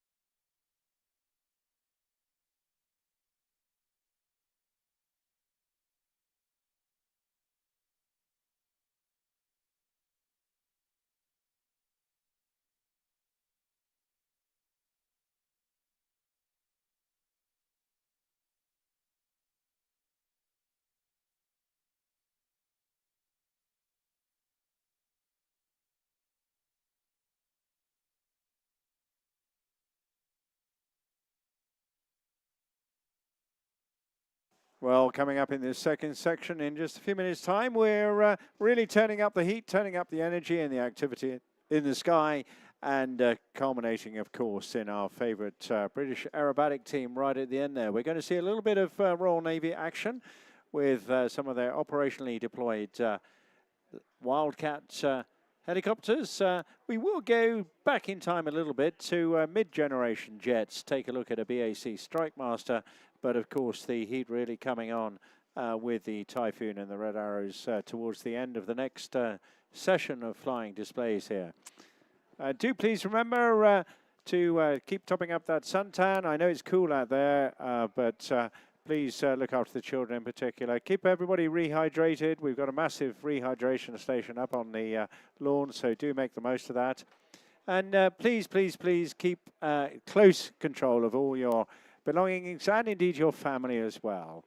And I suggest at the end of the flying display you stick around for a little while because it's going to be very, very busy around the town and on the roads. Why not stay all evening? It's going to be a beautiful evening for the massive, great firework display at 9 o'clock this evening. It's always a terrific way to end Airborne. A very, very popular evening, and then it gives you time to go and have some drinks, listen to some of the street music, and also get something to eat before you go home a bit later on this evening. So chill out, don't panic. If you do decide to try and get on the road, then please listen to 87.7 and listen to the stewards and the police directions. They will be well aware of any hold-ups out there, and I'm sure there will be plenty this evening. But keep your eyes out to the right-hand side now. Because we're now about to restart the next half of flying with something very, very dynamic indeed. This comes from a genius of a pilot called Richard Goodwin, and he's been working so hard. He's a dedicated professional, himself an ex-Royal Air Force Tornado pilot, but also really now one of the country's most accomplished display pilots. He's flying a very heavily modified Pitts Special, and this really right at the top end of the aerobatic game, a series of unlimited maneuvers. Please welcome Richard Goodwin in the jet pits.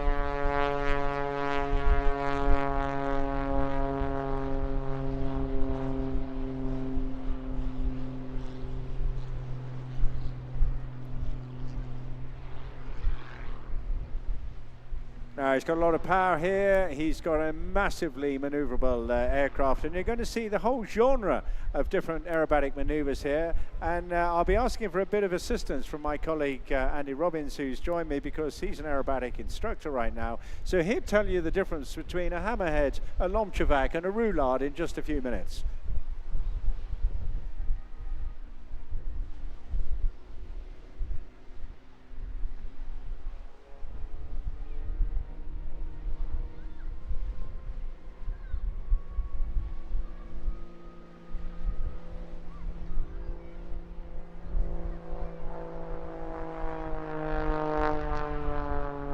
And there he is, again, a trademark, but you know, when he pushes against himself like that, it's really, really uncomfortable, the blood rushing to your head.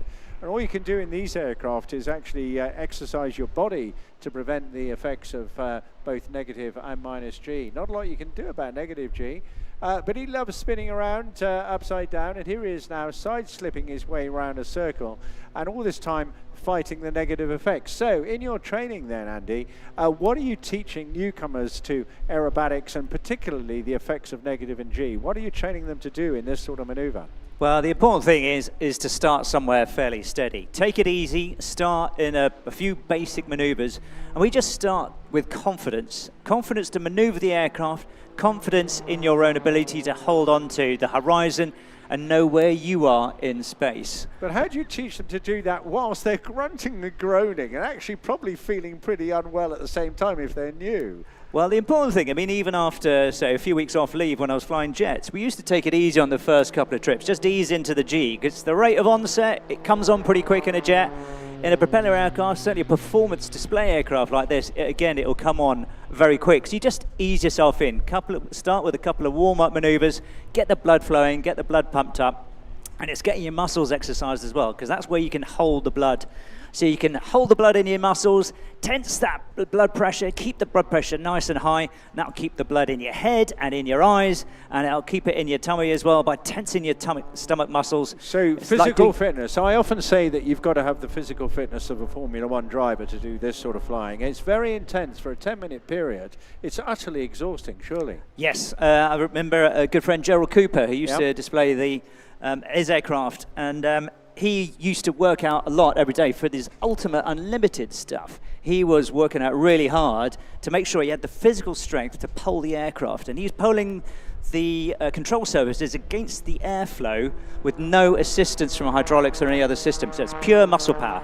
Well, this aircraft developed back in the mid-1940s by the indomitable Goodwin Pitts, who really set out initially straight away to make an aircraft that was going to dominate aerobatic competitions, and it definitely did right through until the late 1970s when it was superseded by new aircraft, some of them Russian incidentally, but Richard has hugely modified this. You cannot buy this aircraft. It is essentially based on an S2S, but he's modified so much. Huge great wing he's put onto it.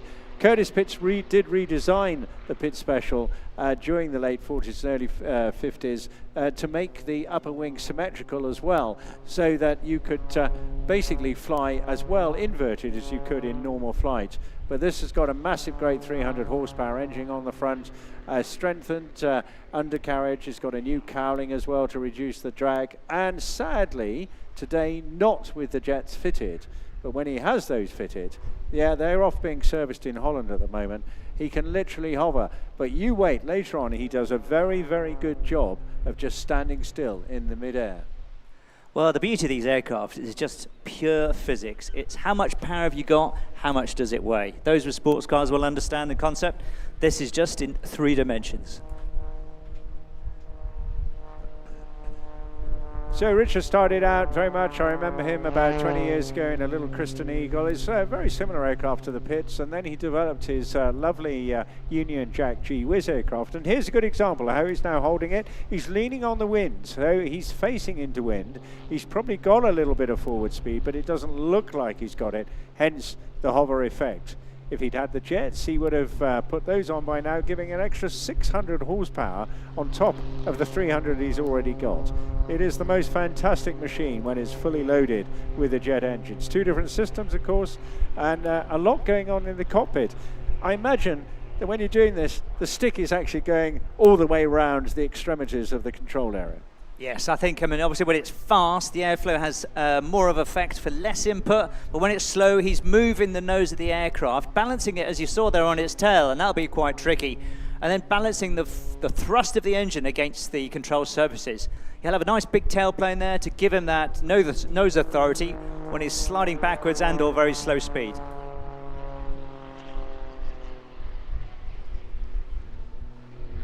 And now snap rolling it both left and right. Gets very bored flying in a straight line, Richard, as most of them do, but it's super. Now hanging there in his straps, again, a very, very unpleasant maneuver, but coming down out of this, he'll then very shortly snap it back into around about 5 or 6 G, and therefore the blood now rushing back in the opposite direction towards his feet. Yeah, there is one of the things when you're doing G in aerobatic jet aircraft, got to be quite careful of, if you're coming from negative G, pulling straight through to positive G, your actual delta can be from -2 to 9. You know, you're looking at a lot of G change on your body. Anyway, he's been doing this for many, many years. Takes a lot of practice. You need to get up and do this at least 3 times a week, and he certainly does plenty of that as well. Develops all the components and engineering and maintenance himself. He's got a base in a great hangar up at Staverton Airport at Gloucester, using all this downward trajectory now to develop extra energy to push the aircraft back up into the next set of maneuvers, which again he's doing in a very uncomfortable manner. Oh, pushing it out there from a long run in there and upside down. All that blood pushing up his body. So the human body is designed clearly for 1G, and that's always generally weighted downwards. But there he is pushing against that natural body design. Very hard work. Beautiful topside there, now sideways, flicking nicely into temporarily unstable flight. And I just love the way, even in the transition there, he's pushing himself where he chucks in a little about 5 seconds of negative G to transverse into the next maneuver. Big bit of rudder there as he gives it, see that wiggle in the smoke there? I think he's trying to draw something, George. Bit of smoke, bit of a line there. Again, this fast wind. He is, I think, just going through a bit of a cooling moment.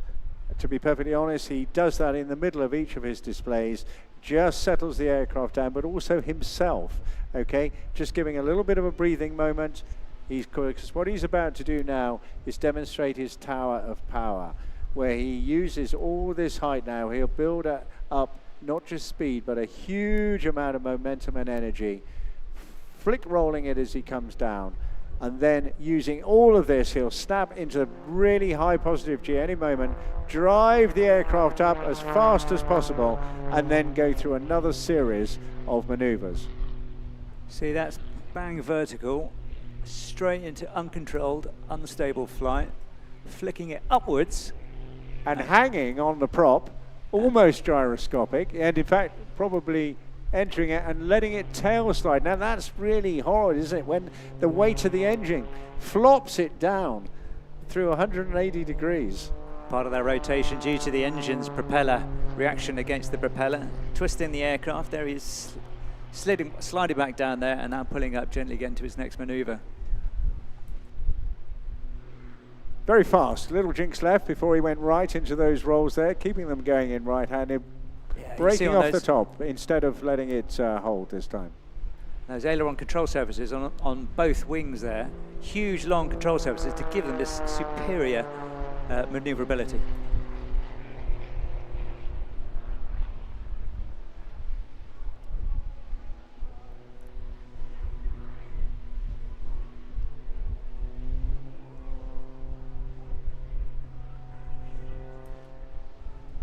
Oh, I love that. Spinning it, but under control. Spinning it upwards, spinning it downwards, a bootload of rudder over the top. Yeah. Now, he does throw in a pinwheel now and again, which must be very, very tricky. We'll hold on and see if he manages to squeeze one in, where you literally use the rudder to spin the aircraft over the wing, don't you? I mean, it's really, really, the dexterity required, as well as the strength, is extraordinary. So understanding his aircraft as well, I mean, he's built and designed practically the whole thing. All that weight is on the engine, the thrust actually linearly, but those wings got huge control surfaces. Tailplane gives it that momentum over that front-loaded weight. Yeah.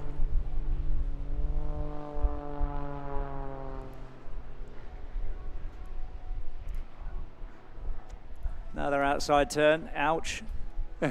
Tumbling over himself, there we go, big boot of stick, falling head over heels. Well, basically tail over engine, and then carving gently back. All the time he's having to work against this wind as well, so each of the maneuvers putting extra maneuvers when he's going right to left, and then he gets blown back down again towards the eastern end of the display zone. This aircraft, though, is still actually now relatively in the sort of upper mid-range, not at the top end with things like 330NGs, XA41s. I don't know what you're practicing and training on. We use the T-67 Firefly over at Ultimate High. Oh, relatively benign beast. But relatively benign. Is that the 250? No, yes, it's the 250. Yeah, it's the 260 V6 horsepower version, so the uprated one for the military contract. Ex-military aircraft for student pilots, but great engine, great flying, great G. Okay, Richard will be giving a little peek out of the top of his canopy there. Tiny little cockpit, as you can see. In fact, it's a tiny little airplane. But when he does that, we'll see if we can get one more in before he goes. I think we will. And then you can give him a good wave off. His name, Richard Goodwin. This is the muscle biplane, developed into what normally is the jet pits, only this time without the jets fitted. But still an absolute, I reckon 95% of the jet sortie is already completed within this particular display without them being ignited. But when they do, it is quite stunning. I'm always reminded of Wile E. Coyote and his Acme rocket shoes. Beautiful bottom side there, lovely photo opportunity. Richard had basically hand modified. That aircraft is basically completely hand built. The other interesting thing is he generally, in fact, nearly always prefers left wing down. Yeah, not very often, because you see, that was the same as his approach, only in reverse, showing the bottom. Yeah, I think he's got sponsors and he wants to see people see the top side and the bottom side. Yeah. Yeah, jet pits. Wants to see both sides of the paint job. Probably had to do that himself as well. Could well be. Could well be. He never mentioned that. But there he is off into the wild blue yonder. That's Richard Goodwin in the jet pits special. Thanks very much for that, Richard. We'll see you again very shortly.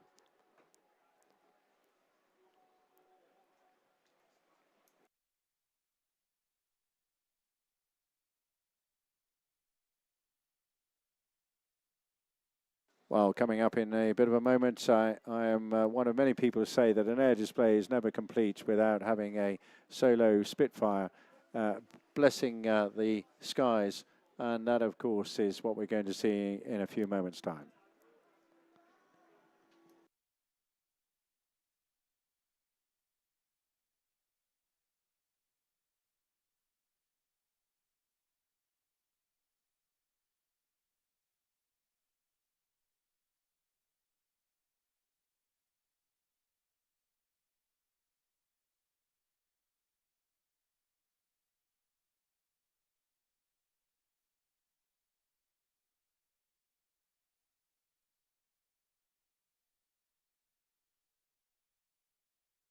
Well, ladies and gentlemen, a couple of important messages. Just to reiterate once again that the red flag has been flying, so no more swimming, please, no more swimming. The sea and currents now becoming particularly dangerous. More importantly, there is also a vulnerable adult that we're trying to locate, a white male wearing an army hat with stripy T-shirts, and he's around in his 70s, and we would like, please, just to help him along to reunite with his family. Up on the lawns or at the lifeguard or lifeboat station arena. So coming in now from the left-hand side, please welcome Mark Discombe, who is flying on behalf of Rolls-Royce today in this delightful PR Mark 19. We've seen it a couple of times this weekend already, and of course it is just an absolute delight and pleasure. Great opportunity in this beautiful afternoon to sit back and really, really enjoy the wonders of this great Mitchell design, the sheer speed elan ethos of the Spitfire is legendary. Right alongside, in many ways, the P-51 we saw a little bit earlier on. But this, very much the top end of design. It was right at the tail end of the design of over 20 variants of the Spitfire. An unarmed reconnaissance aircraft fitted with the slightly more growly Griffon engine, but packing an enormous 2,000 horsepower.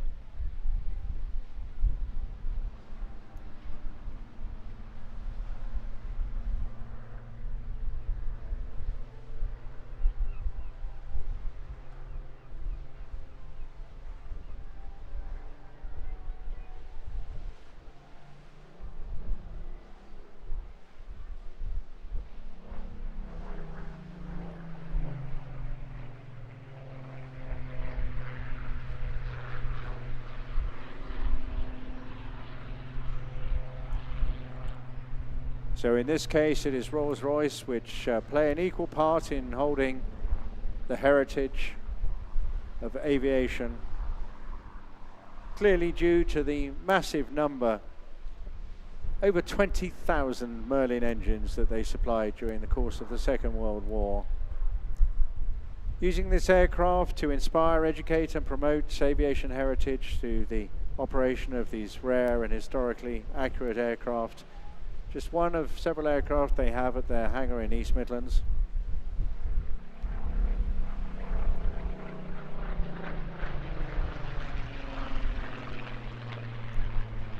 But at the same time, of course, telling the story and commemorating those who fought for their country.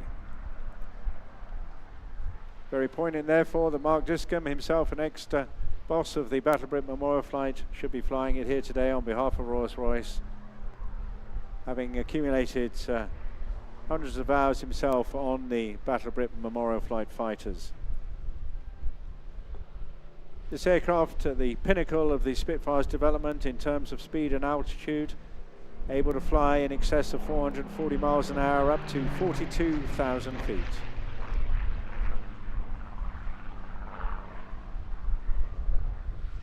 This particular aircraft was delivered to the Central Photographic Reconnaissance Unit at RAF Benson in the 13th of January 1945, before moving on to Belgium and Holland.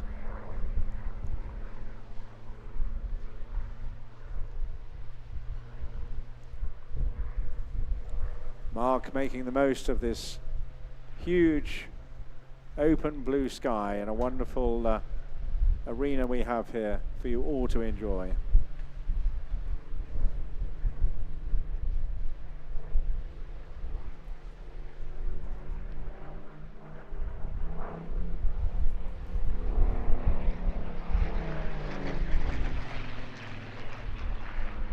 This aircraft was engaged actively with 16 Squadron on operations and had participated in Operation Crossbow, and that was to detect the V1 and V2 Vengeance weapon launch sites.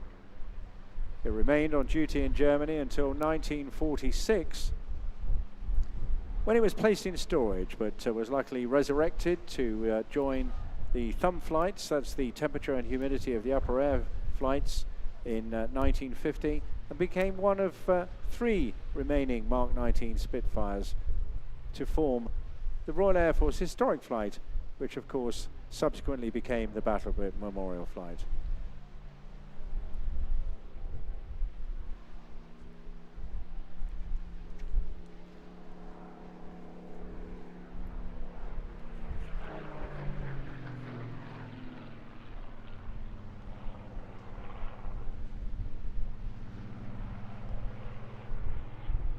The first operational sortie of this particular aircraft was flown by Flight Lieutenant Eric Martin, DFC, who had been awarded the Distinguished Flying Cross for his actions during the run-up to and on D-Day.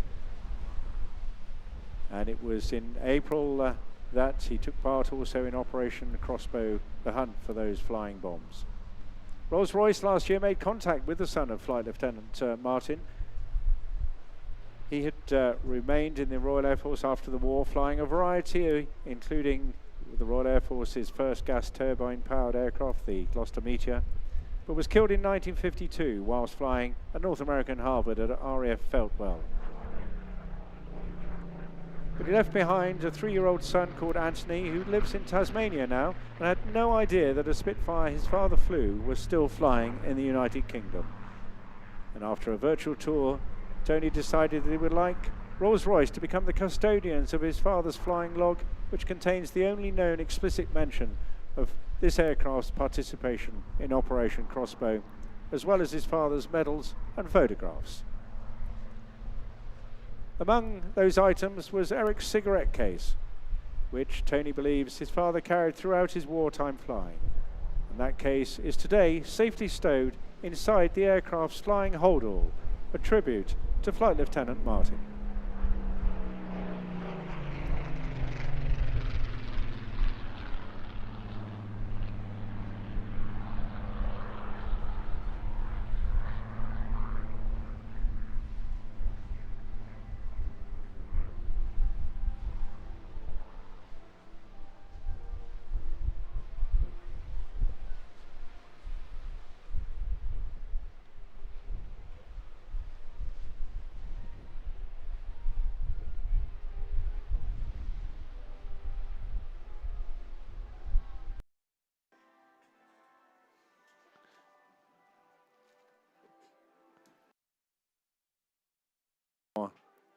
And they're flying off into, once again, the wild blue yonder. What a magnificent day to be flying absolutely anything, or like yourselves, just chilling out on the beach, having a lot of fun watching these marvelous pilots display these uniquely historic aircraft. Well, we've seen a fair bit of the Royal Air Force. We're going to see a lot more later on, and we're going to hear a lot more as well. But right now, we're going to pause very shortly in a couple of minutes' time and welcome the Royal Navy Black Cats.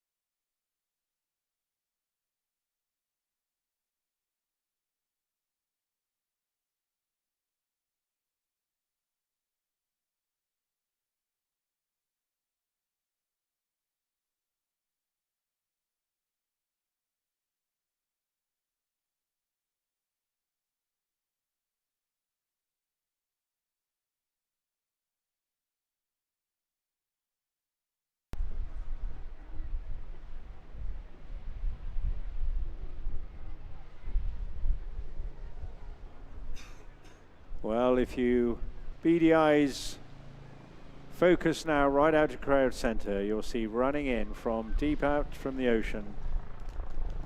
2 Wildcat helicopters belonging to the Royal Navy. And these are the Black Cats.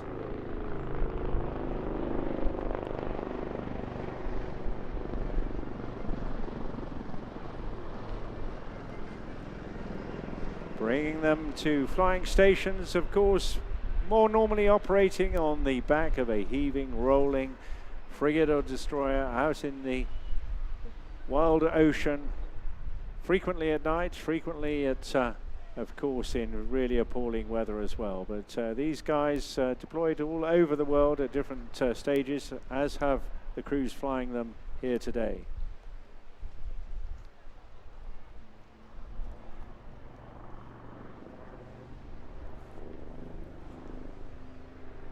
Having arrived there at around 300 feet at around 130 knots. So now an opportunity for the crew here today, led by Lieutenant Tom Pethwick and supported by Lieutenant Commander Gary Gaz McCall, himself a bit of a legend in the previous Lynx pair that had been operating some 20 years ago.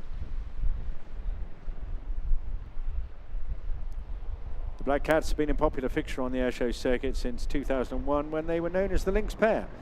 The team was given more support from the Navy and AgustaWestland, now Leonardo Helicopters, of course, the developers of the Wildcat helicopter, adopting the name of the Black Cats, and that was derived from the Lynx Wildcat emblem on the 702 Naval Air Squadron badge, but also synonymous with black catting, and that's the art of one-upmanship, getting something over on your chums.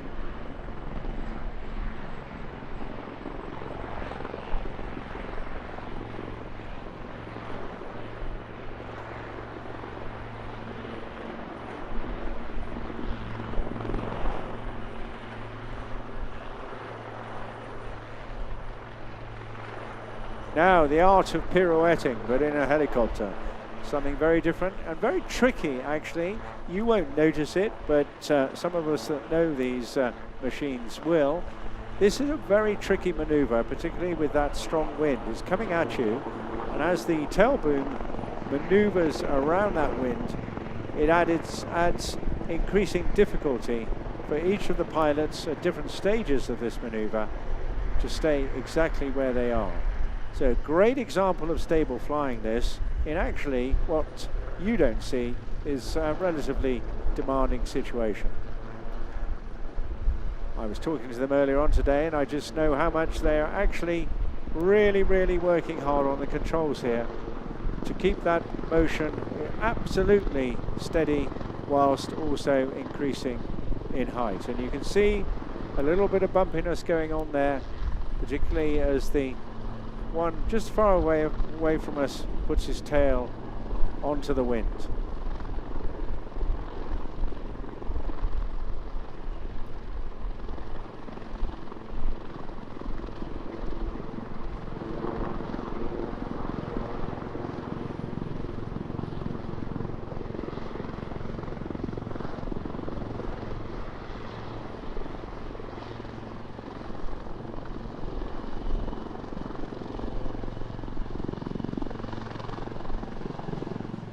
So really neatly completing that. The Black Cats parent squadron, as they receive a big windscreen full of sea in front of them, is 825 Naval Air Squadron. That's stood to in 2014 as part of the Wildcat Maritime Force based down there at Yeovilton in Somerset. While we've got a quiet moment, just a reminder please, the red flags are flying, and no swimming at all is advised or recommended. No swimming with the red flags flying. They're maneuvering back in now to show you all that they do every day, which is the training of Wildcat pilots and observers to be deployed on board the frigates and destroyers around the world. In addition to 825, they're supported by 815 Naval Air Squadron as well, flying this derivative of the AgustaWestland 159, new generation combat helicopter packed with cutting-edge sensors and mission equipment.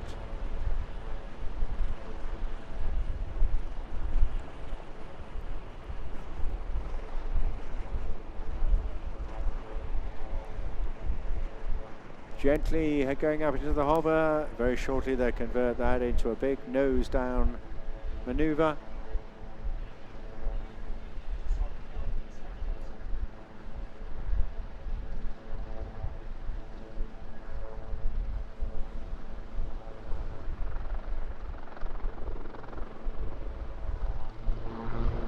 And there they go, breaking apart now. So in addition to the Wildcat's impressive sensors, it's able to carry 2 different types of missiles, delivering a mixed weapons effect. The Martlet is a laser-guided rocket system from Thales and Sea Venom. It's a guided anti-shipping missile produced by MBDA. And together with the aircraft sensor suite, they provide a potent strike capability.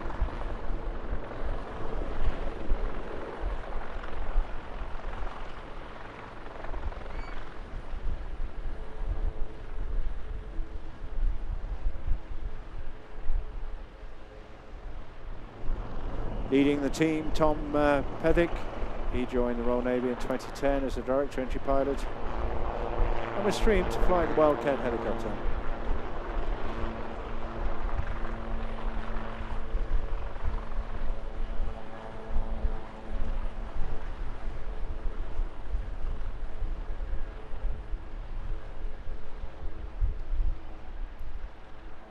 Tom deployed on numerous occasions to the Middle East, playing a key role in both maritime security and counter-narcotics.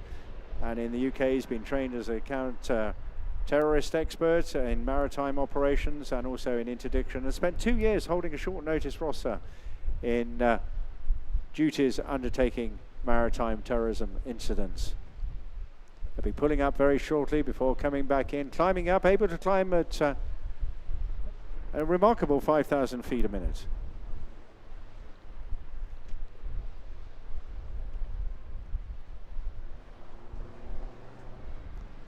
Alongside him, Black 2, Gaz McCall. He served in the Navy for well over 25 years now, one of the most experienced pilots in the force.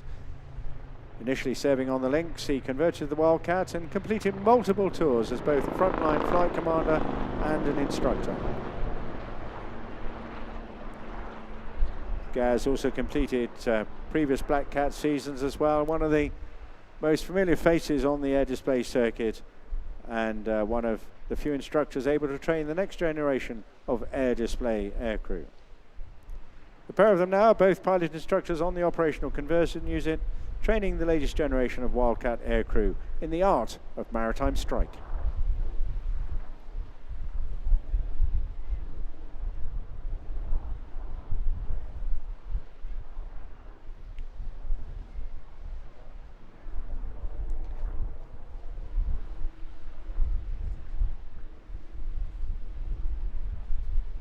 And as they recover back to dry land, a huge thanks to them personally from the Royal Navy Helicopter display team, the Black Cats, for all the support they've received, and also to give their thanks to their incredible bunch of engineers who keep them flying around the country week in, week out. So we hope very much that you've enjoyed watching them display this year as they continue to promote the ongoing work of the Royal Navy and the Fleet Air Arm, global, modern and ready. If you want to chat more about Royal Navy operations, then just go up to the Western Lawns and you'll see they have a stand up there as well.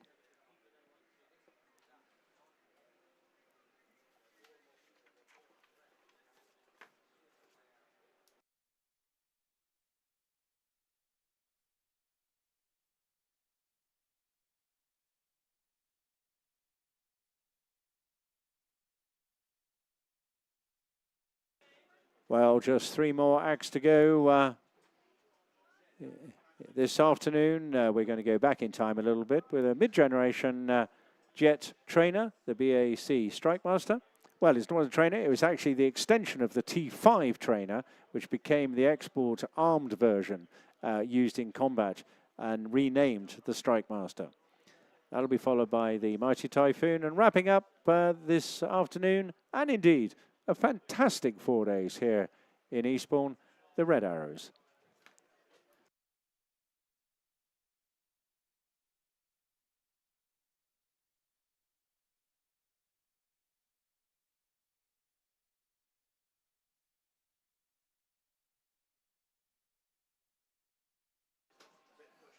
Right, a very important message, please. Would all those anywhere near or in the water please come back onto the beach? There are a number of incidents being handled at the moment by the lifeguards and the lifeboats, and they are under great pressure as we speak. The red flag has been flying for some time, and no matter how strong or healthy or whatever you are, please advise those down by the water to return, simply because we are already overstretched in dealing with maritime seaborne incidents along the coastline here. So please, please, please adhere to these instructions. No more swimming. Thank you.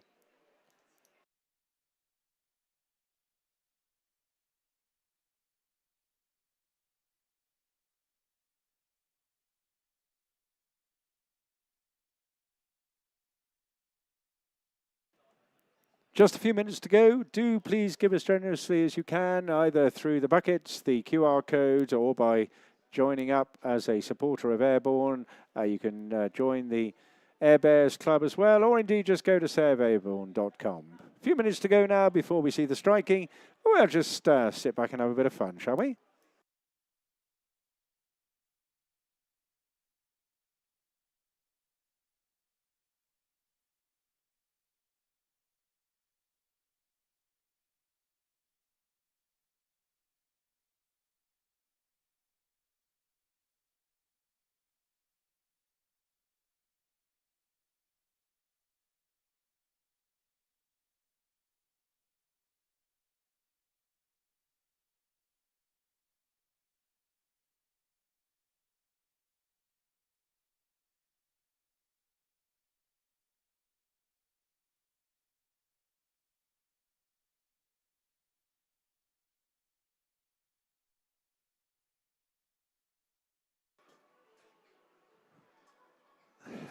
As well, great fun. Good to see everybody bobbing up and down the seafront here. Big smile on your faces, absolutely fantastic. Don't forget the sunscreen and the hats for the kids, though, will you? The sun's still very, very strong indeed. Well, as I mentioned, just a couple of minutes to go, and then we're into the literally the final quarter of what has been the most marvellous few days, and grateful thanks to a massive number of people, not least all our sponsors, but the Eastbourne Borough Council team themselves, led through the tourism department to mount this annual event, which goes from strength to strength. An amazing record of 31 years. Take my hats off to all of them involved. And it involves the whole town and, of course, all the traders and hoteliers and restaurateurs as well, who buy into the concept of what has really become an airborne festival for the entire town. So make the most of it. Stick around tonight. Enjoy the hospitality on offer here in Eastbourne, and also then let the entire family enjoy the finale fireworks at 9 o'clock.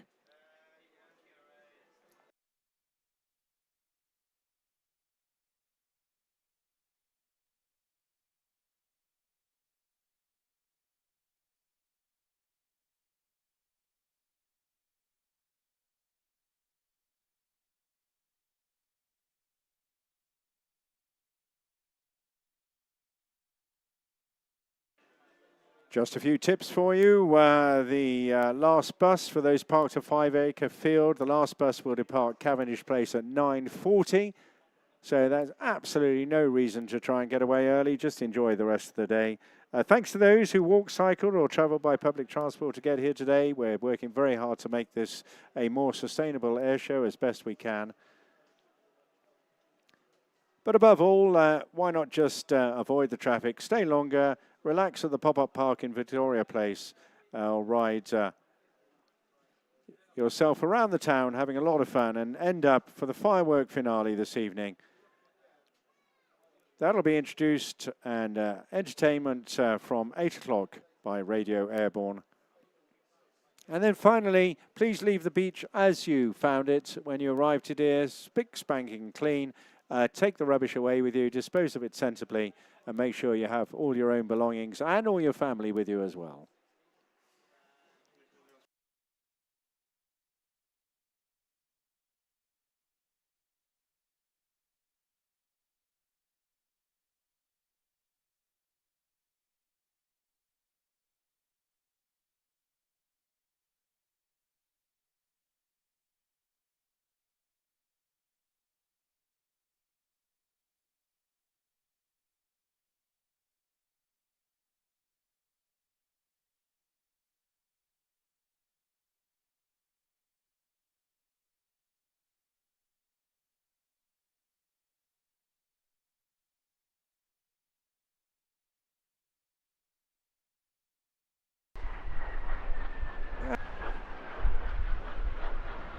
a little ahead of where we were expecting it. It is the BAC Strikemaster.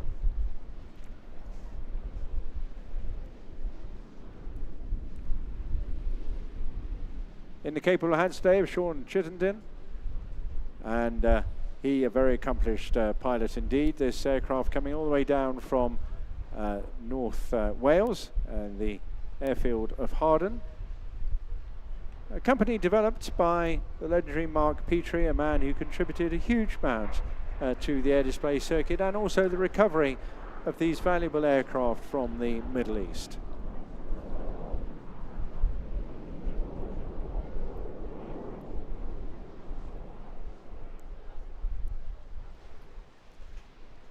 The Strikemaster right at the top end of development of the family of BAC jet provosts.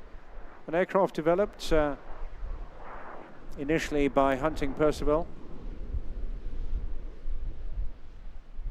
and a trainer very effectively used by the Royal Air Force from 1955 right through until 1993. It was also successfully exported, serving in many air forces worldwide. The armed variant becoming what you see here today in the Strikemaster, a derivative of the T5, the T3 being probably the most well known. It trained generations of Royal Air Force pilots, including myself, for a very, very long time. The company produced over 700 jet provosts between 1958 and 1967.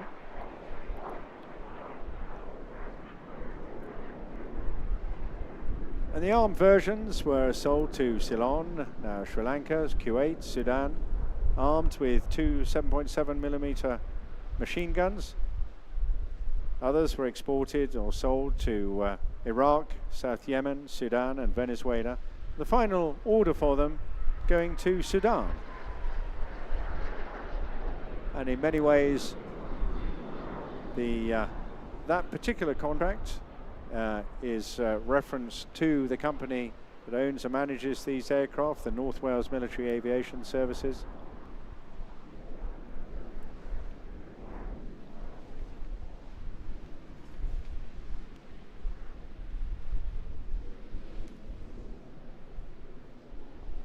It's got an armoured cockpit, a single but robust Rolls-Royce Viper 535 engine, giving just a little under 3,500 pounds of thrust. Bit more than the predecessors, but nonetheless still relatively low. But of course this a mid-range jet in terms of its history, bridging the gap between today's frontline Typhoons and the earlier versions of what you saw in the display here today, the Vampire, Meteor and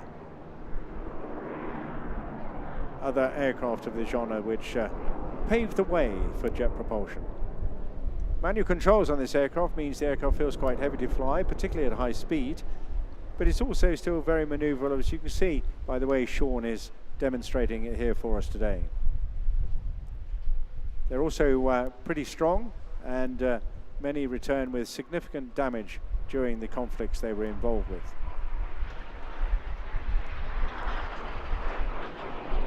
You see in beautiful paintwork condition, glinting in the sunshine there. The uprated version you see here, the Strikemaster, was able to carry a variety of armaments, including 2 machine guns, up to 4 500-pound bombs, or 32 Sura rockets, or a mix of each. It's also capable of carrying up to 4 75-gallon under-wing fuel tanks.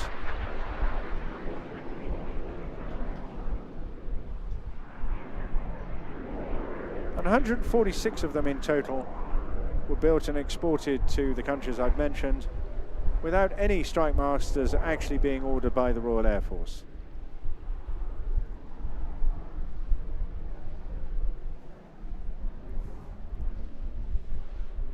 This aircraft, marked in Royal Saudi Air Force colours, a Mark 80A, owned by a sub-company within North Wales, the North Wales Company, Aviation Services at Harden, the leasing limited part of that number, Started life as serial number 1120 for the Saudi Air Force. But interestingly enough, the wings on this aircraft actually saw service on one of the Royal Oman's Air Force during the Dhofar War. And they were damaged, had bullet holes, and were then refitted.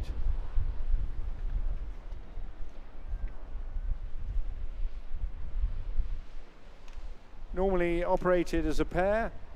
We're alongside Ian Brett, or Bertie as we know him. Sean, generally the leader. Got a very, very strong flying pedigree, having joined the Air Force straight from school. Gained his wings on the Hawk. And many years instructing. But at the same time also displaying the Jet Provost himself in the years that it was operational, completing more than 80 shows over 2 seasons. He went on to fly the Jaguar at Coultersall and then Lottesmouth, before then flying operational missions in the Gulf, the Balkans. And then a bit of icing on the cake during, or in between those tours, he managed to spend 3 years with the Red Arrows. And in his final year with the team, Sean was the leader of the Synchro pair.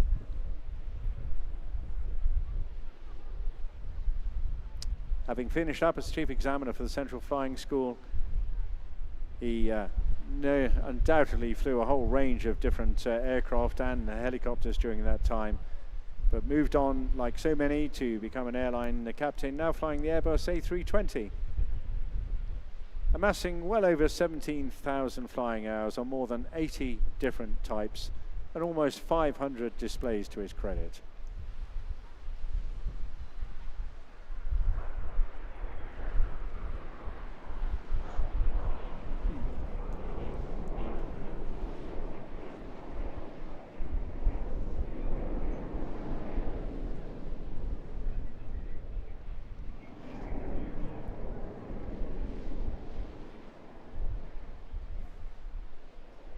I think I just heard Sean there calling up for his last pass.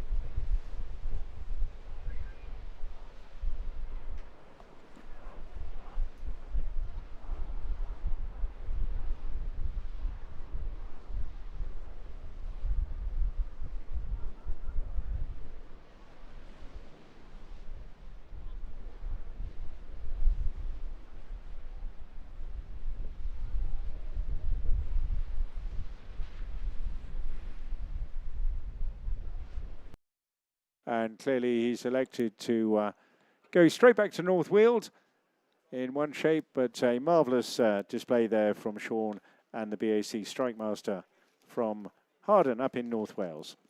Well, it's really sad to be getting to this end, but it is, of course, we always leave the best to last. It's going to be noisy, it's going to be rip-roaring, it's going to be seriously exciting, and of course, that means we are nearly at Typhoon time. We've just got a few minutes to go before then, and we'll be able to sit back and enjoy the gut-wrenching noise and also the pleasures of a really talented young display pilot in Nathan Scheuer in just a few minutes' time, concluding this afternoon with the Red Arrows. And of course, there will be maybe possibly a bit of a rush and roll around the seafront. Please, please, please be careful. Look after the children, any vulnerable adults that you may be in your family at the time. And we hope to get home, obviously, everybody safely at the end of the day. Thank you.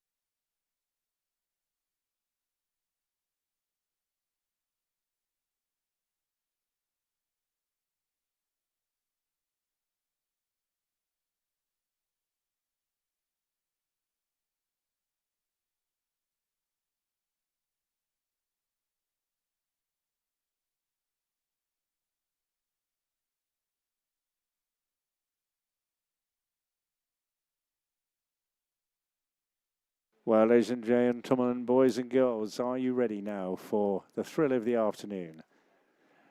As we say, leaving the best to last, we're going to visit the front line capability of the modern Royal Air Force. It's a machine that has awesome performance, brakes to lift off in just 8 seconds, achieving 35,000 feet and a speed of Mach 1.5 in just 2.5 minutes. Stretching G-forces from -3 to +9. Here it is, the Royal Air Force Typhoon display, presented today by Squadron Leader Nathan Scheuer, and a massive hello to his mum and dad and grandparents who are here to enjoy the display today.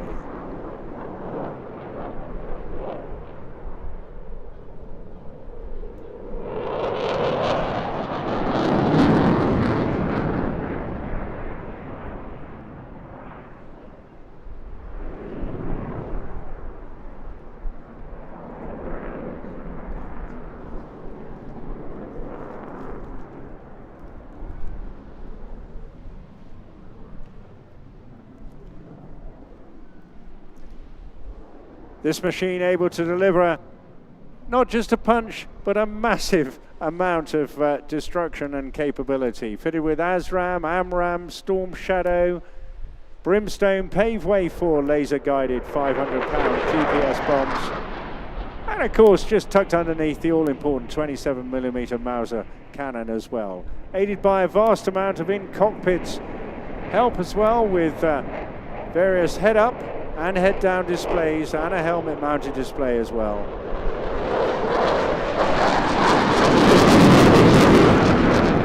The pilot sitting up front in a jolly nice, roomy little cockpit there, able to fly in a carefree manner without any knowledge of the noise he's leaving behind him. As you look up the tailpipe of the two EJ200 turbo, developing 40,000 pounds of thrust. A truly awesome machine.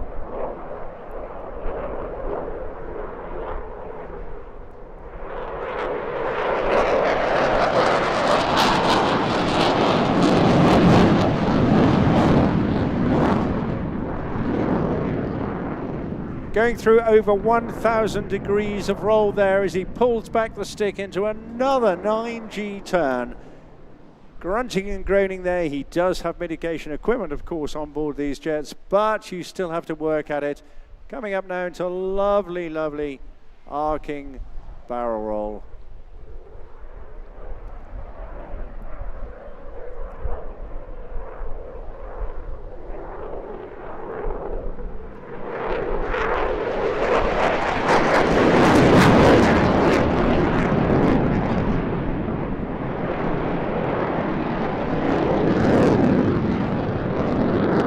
Almost a full body suit there, mitigating some of the effects, but nonetheless, as we were discussing earlier, fitness an absolutely prime requirement as well, because you don't just learn to fly these aircraft, the key is learning to fight them as well. And here, an absolutely brain-splitting outside turn.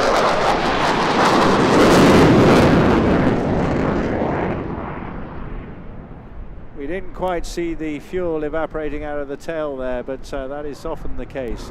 But nonetheless, going from -3G there, turning it round in 180-degree roll, back up to 9G and another tight turn.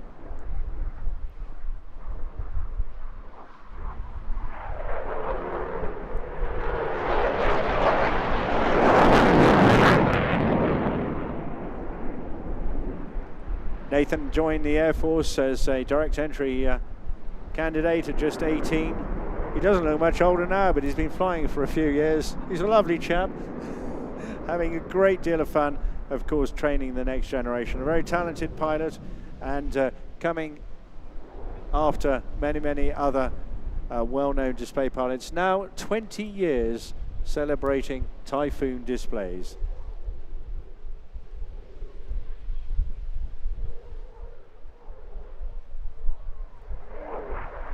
And there you see, just leaking out of the tail fin, a bit of unused fuel there, vaporizing into the air as he pushes up once again, negative G against himself. Really, really demanding physical circumstances. But of course then, it's not all fun up there. It's mainly teaching that they do, but also contributing to the Royal Air Force Coningsby's primary task of defending UK sovereign airspace on quick reaction alert duties. 24 hours a day, 365 days a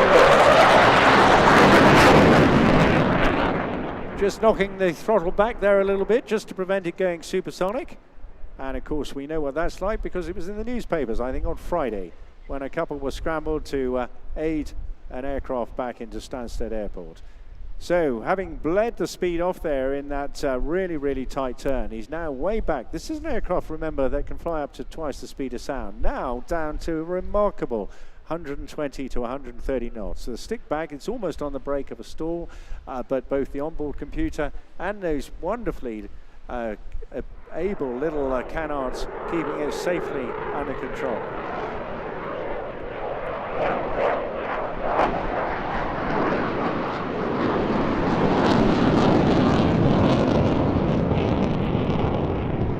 And that maneuver just really demonstrates just the supreme power of this machine, going from 120 knots back into full reheat and then climbing on its tail effortlessly.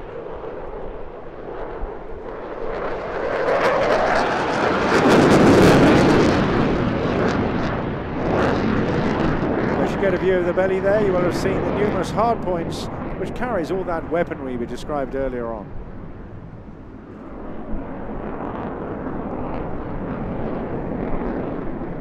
Just going up to touch base with the airliner you see there on the way across the pond.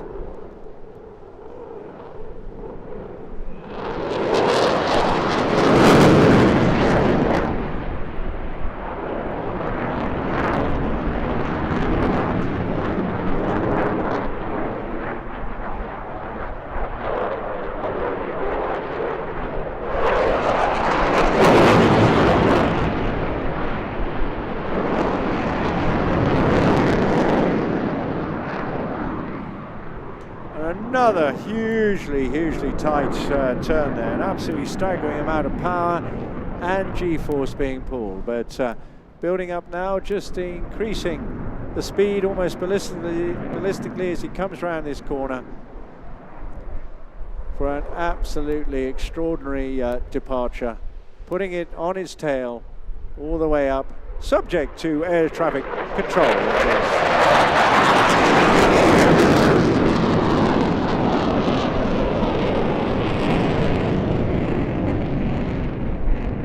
That is the way to leave an air show, isn't it? Fantastic. What a presence that machine has got, and what a capability it possesses.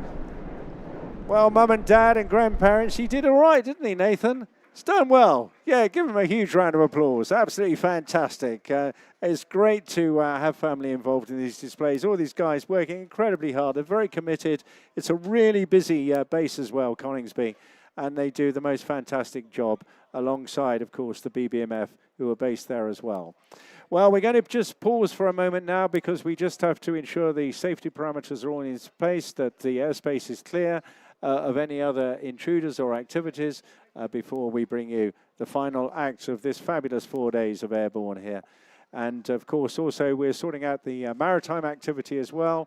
The boats all in their right places back out there as well. No swimming, please, at all at the moment. The lifeguards and the lifeboat already pretty busy responding to activities around the coastline.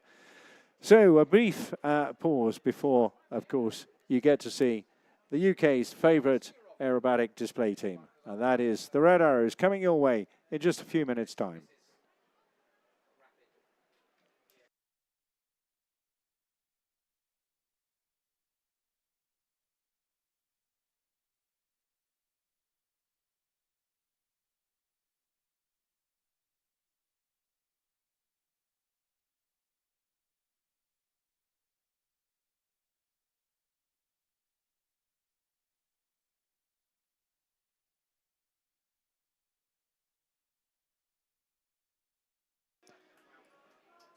Just a final reminder, please, when you're thinking about departing, do please make sure you've got everything with you, all your belongings, all the family, and of course all your rubbish as well. Please dispose of it sensibly in the facilities provided here. But my recommendation is stick around. It's a beautiful afternoon and evening. The Western Lawn's staying open until 6 o'clock, so you can go and chat to all the crews up there. Have a hug with the bears as well. The kids will love that. And then go and get a bite to eat. Numerous hospitality options available to you, and lots of street music going on as well. It was a fab evening last night. And then stick around to the finale of this marvellous show at 9 o'clock this evening. And that, of course, is the fabulous annual firework display from Airborne.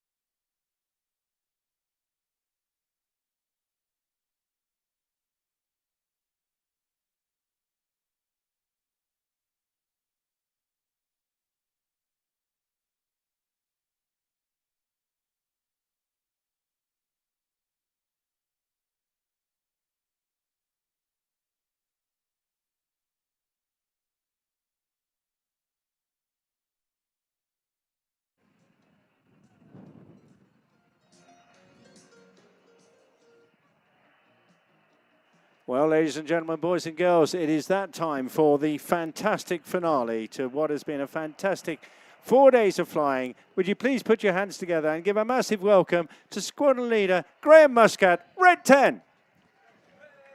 Good afternoon, Eastbourne Airborne Airshow. How are you doing? I'm Squadron Leader Graham Muscat, Red 10, the team supervisor with the Royal Air Force Aerobatics team. It's the Red Arrows. An absolutely great way to finish 4 days of Airborne here at Eastbourne. The team are airborne, they're getting themselves ready and bringing themselves over to Eastbourne from Bournemouth.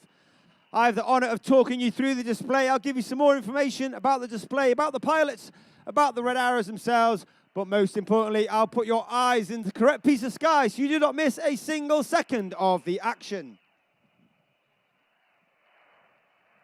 I said a very busy season for us so far. We've had 65 displays we will do through the entire 2025 season.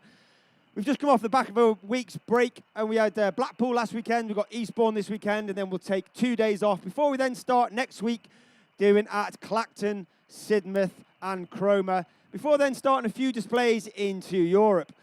Because the Royal Air Force aerobatic team is proud to represent our senior service, our Royal Air Force, our parent service, displaying all across the UK and of Europe, promoting global Great Britain, flying our red, white and blue on our chest, on our tails, and of course our smoke as we arrive at our display site.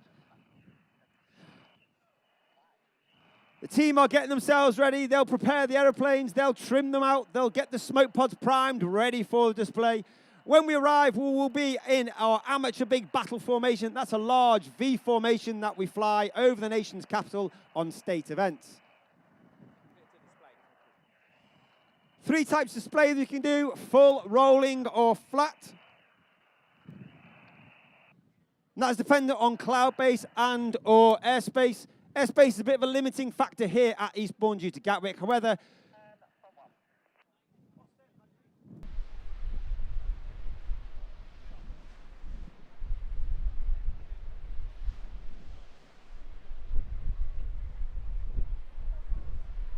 so ladies and gentlemen, please put your hands together for the 2025 Royal Air Force Aerobatic team. It's the Red Arrows! Arriving at over 400 miles per hour with our famous red, white and blue in trail. Red 1 ease them up, moves them around to the right to start the show. Rolling, as I said, there are 3 types of show that we can do: full, flat or rolling. The airspace caps us to no more than a rolling show, which is what Red 1 has started for us today. Red 6 and 7 now moved inwards to sit behind Red 1. Reds 8 and 9 also move inwards to form our world famous Diamond 9.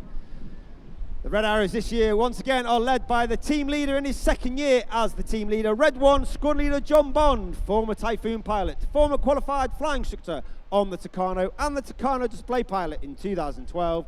The smoke comes on from the right in Diamond 9. My God. Go.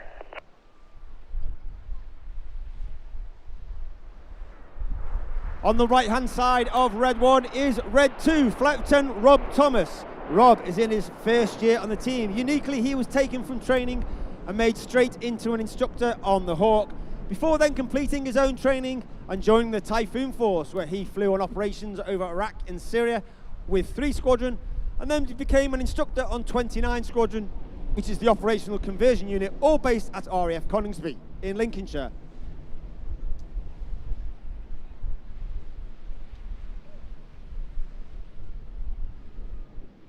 You now see that centre section move forward. It's actually the wings of the formation moving rearwards, and Reds 8 and 9 move outwards to form one of the widest shapes we fly in 2025. The smoke comes on in the Swan. Left it. Out. Rolling. Out. Coming.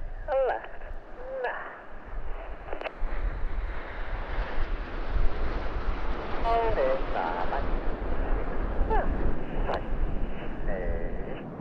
You can hear those commands from Red 1 as he gives them across the formation. They're almost robotic and monotone in that delivery. And that's because we fly our formation by ear rather than by eye. That means the pilots on the outside of the formation are putting their input in just a little bit earlier than those on the inside to allow the formation to move as one.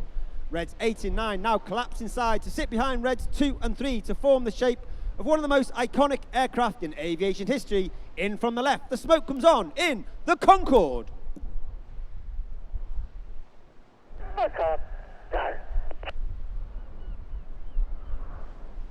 On the left-hand side of that centre stem is Red 3, Flight Lieutenant Andrew McEwen, known as Macca.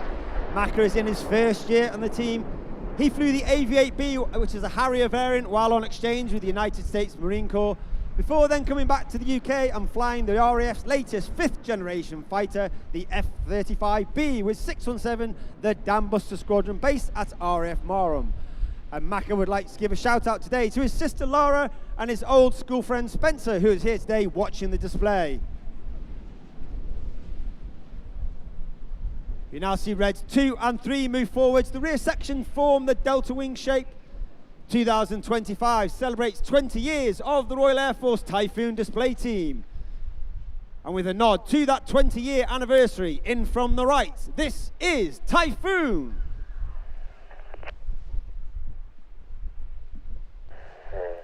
Up. And roll.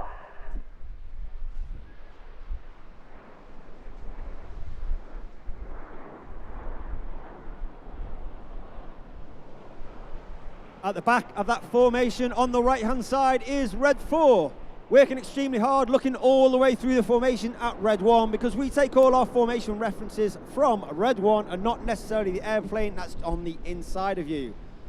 Red 4 is squadron leader Chris McCann. He's in his second year on the team. Again, he was taken from training and made into an instructor on the Tucano, before then completing his own training and joining the Tornado GR4 force, where he served over operations over Afghanistan with 617, the Dan Buster Squadron, and he received an Air Force Cross for his service on operations over Afghanistan. The Royal Air Force is famous for its operations in the air domain, but these days we have a unique capability in space and cyber, and to represent that niche capability with a shape representing space, this is Apollo. Holding up and tight. 11 pilots in the Red Arrows, Reds 1 through 9 displaying for you today. Myself, Red 10, former Tornado GR4 pilot, former qualified flying instructor on the Hawk T-Mark II. And of course we are commanded by Red 11, Officer Commanding RAF Wing Commander Adam Collins, former Red 10, former Tornado GR4 pilot, and he flew the F-111 while on exchange with the Royal Australian Air Force. Reds 4 and 5 now move up. Reds 8 and 9 split left and right, and also Reds 6 and 7 split to sit behind Reds 2 and 3. Red 1 continues to bring them around to the left. Ladies and gentlemen, boys and girls, get your cameras ready. A fantastic photo opportunity from the left for the colourful Big Vixen.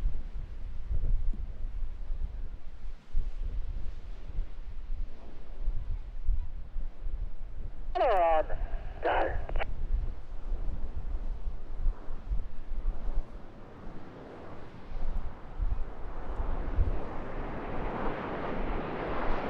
In that particular manoeuvre, the aircraft are flying with their air brake out. It's a small door at the base of the aeroplane towards the rear, and this has twofold effects. The first effect means the pilots fly with a higher throttle setting, thereby producing a hotter engine gas temperature, and it makes the smoke colours burn a lot more brightly. Secondly, it disturbs the airflow outside the back of the aeroplane, and it makes the smoke billow a lot more fuller, and therefore in certain manoeuvres throughout the display we'll use this technique to enhance those manoeuvres. I talked about the pilots, but of course the Red Arrows is not just about the pilots. We have a team of over 140 personnel. 120 of them are the engineers, the logisticians, the public relations, the administrators. They are known as the Blues due to the colour of their blue flying coverall. And there are a number of them up at our public relations tent on the Western Law. So pop along, have a word with them, find out what they do in the Red Arrows. 6 and 7 in trail and 1. Reds 8 and 9 in trail on the rest of the formation. For one of the most popular, if not the most popular manoeuvre the Red Arrows fly, get your cameras ready. From the right, it's tornado time! Look on. Go. And tight. Roll. Reds 8 and 9, roll goes. Reds 8 and 9 roll around the rest of the formation. But as Red 1 gets closer, watch for the colour change as he brings them down the line. A little bit right. Oh.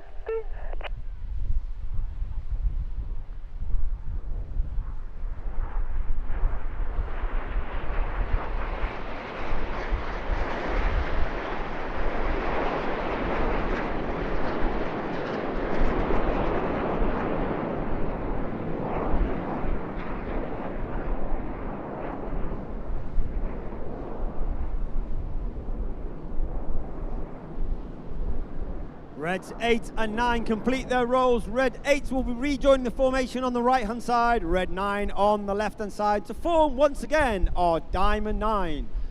Red 1 will continue to bring them around back towards the display line before we start the second half. And this will be your last opportunity to get that picture of the world-famous Red Arrows in our world-famous Diamond 9 before we go into the second half. The second half of the display is the more dynamic, fast-paced, heart-pumping, jaw-dropping part of the display. But before that, once again, coming in from the left, the smoke comes on. In the Diamond 9, it's the 2025 Royal Air Force Aerobatic Team, the Red Arrows. Smoke on. Go. Think to the left. Hold it, Stampe. Tight.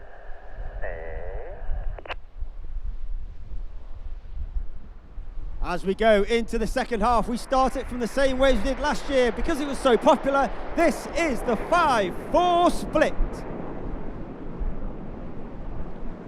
Now in the second half, we operate in two distinct sections. Off to the left-hand side, Reds 1 through 5, known as Enid, named after Enid Blyton's famous 5. Off to the right-hand side are Reds 6, 7, 8 and 9, known as Hannah, named after Squadron Leader Ray Hannah, one of the first members of the Red Arrows from the 1960s, the only team leader to lead the team for 4 years.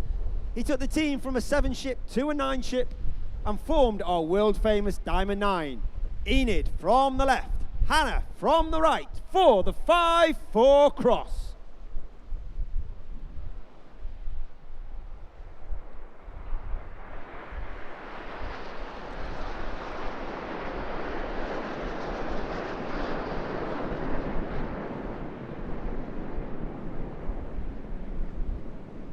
Keep your eye on Enid to our right-hand side.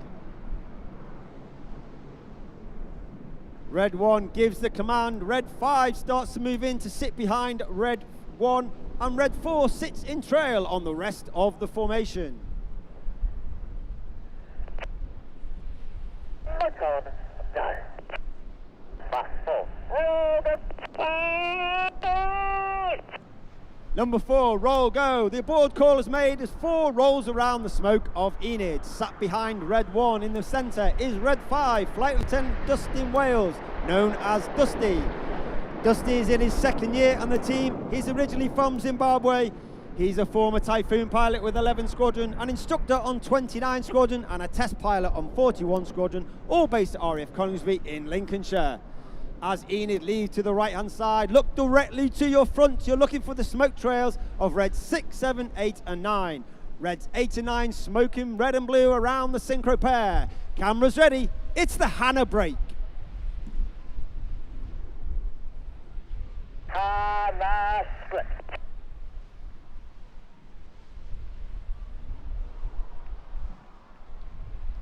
Red 6 and 8 to our left-hand side. Red 7 and 9 to our right-hand side. Hannah and the synchro pair are led by the synchro leader. That's Red 6 to the left, smoking white. A squad leader, Tom Hansford. Tom is in his third and final year on the team. He's a former Typhoon pilot, former qualified weapons instructor on the Typhoon, which means he would teach all Typhoon pilots weapons, technical information and tactics. And Tom also is a recipient of the Distinguished Flying Cross for his service on operations over Iraq and Syria. Each pair will now dive down to the sea. They're only 100 feet above the sea. They have a closing speed of over 900 miles per hour as they perform the Hannah Pass.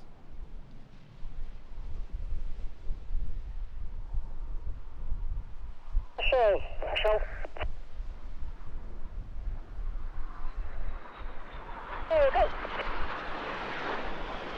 Reds 8 and 9 go up and down in the roller coasters as Reds 6 and 7 complete a 4-point aerial roll, remaining flat.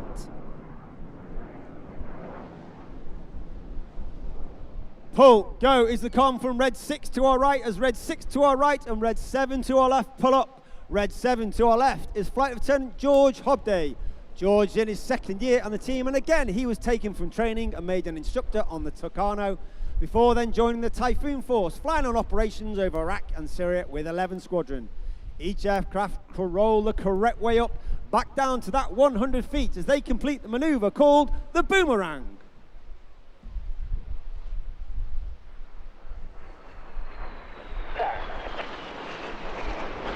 Each aircraft passing the middle, now turn away from each other, pulling up to 6G, turning the boomerang into the Cyclone slingshot.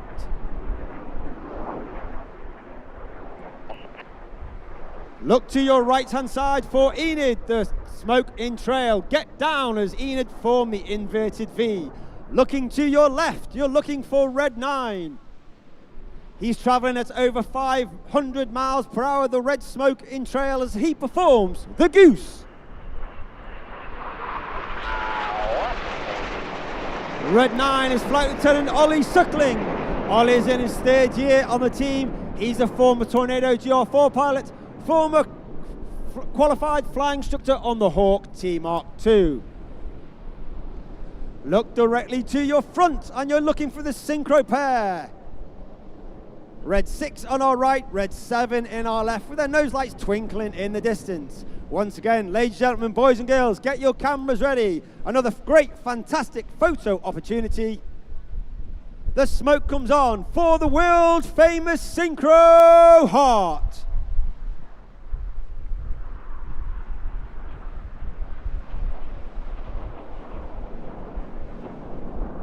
Coming in from the top right is Red 8 as he spears the heart. Red 8 is Flight Lieutenant Rich Walker. Rich, an extremely experienced aviator, having flown Harrier, Typhoon, and being a qualified flying instructor on the Hawk T-Mark II. And the Red Arrows would like to dedicate today's heart to the ambulance charity Kent, Surrey and Sussex, all of their crews, patients, families and volunteers, and all their thousands of supporters. But the show's not over. Keep an eye on the synchro pair. Once again, they'll dive down back towards that 100 feet over the sea. That closing speed of over 900 miles per hour. Each aircraft will perform a barrel roll. They'll cross in the middle at wingtip to wingtip 30 meters, 100 feet, in a maneuver called the double rolls.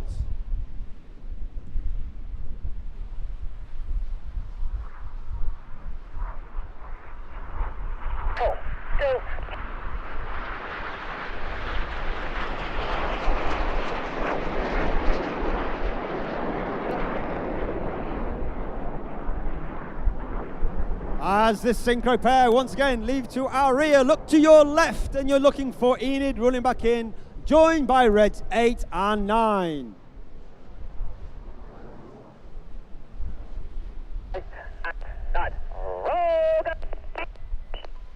8 and 9 roll again around the smoke of Enid in the corkscrew. Another fantastic opportunity to see our famous red, white and blue. The motto of the Red Arrows is éclat, which means excellence. And that means every single member of the Red Arrows, whether you've been on the team for a week or 4 years, is striving for excellence in everything that we do. And we like to think that we leave the team in a better place when we leave than when we joined. But keep looking to your left, keep looking to your right. You're looking for the synchro pair, red 6 from the right, red 7 from the left. Again, 100 feet, a barrel roll crossing in the middle in a maneuver called the circus. Go.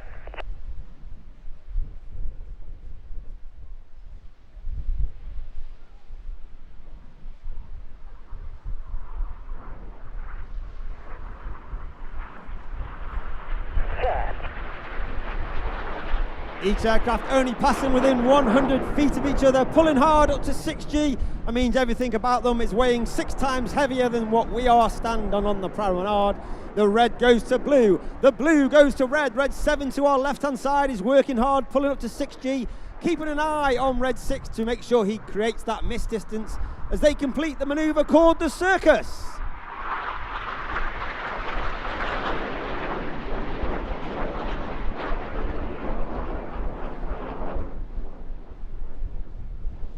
Look to your front right 45. In the distance, you're looking for Enid, the white smoke now coming on. Red 1 eases the formation up. The red, the white and the blue come on as Red 1 flies a barrel roll in the sky, leaving a snake-like smoke trail in the sky in a maneuver called the Serpent.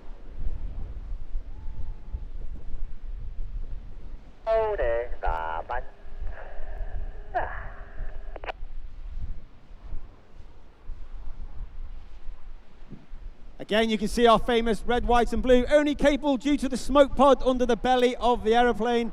That smoke pod is capable of producing approximately 5 minutes of white smoke, 1 minute of red smoke, and 1 minute of blue smoke. Each of those colours has its own button on the pilot's control column, and during winter training, Red 6 and Red 1 come up with a smoke plan to ensure we have the right colour smoke at the right time in the display, and we simply do not run out. Reds 2, 3, 4 and 5 now move up alongside Red 1. They're working extremely hard in this formation, pulling up to 4G with 90 degrees, looking down their shoulder line, maintaining that formation with Red 1 as the smoke comes on in the Tango.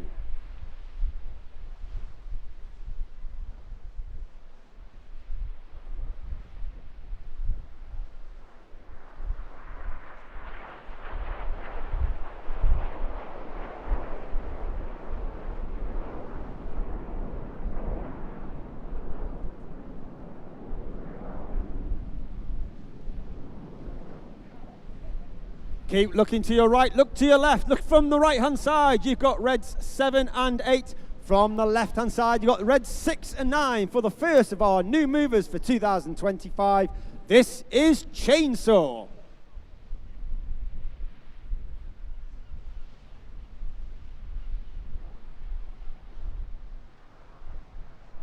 Reds 6 and 9 inverted for up to 30 seconds.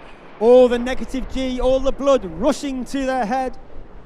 Conversely, they now roll the correct way up, turning that negative G to positive G.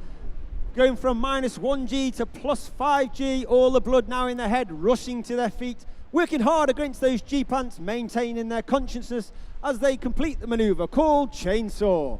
But look to your left, and Enid are now running back in, the nose lights twinkling in the distance through the smoke. The white smoke comes on. 2 and 3, roll go as Reds 2 and 3 roll to the outside of the formation. Go. Clear go as Reds 4 and 5 roll to the outside of the formation. In one of the hardest manoeuvres for our new pilots to master each year, this is the rollbacks.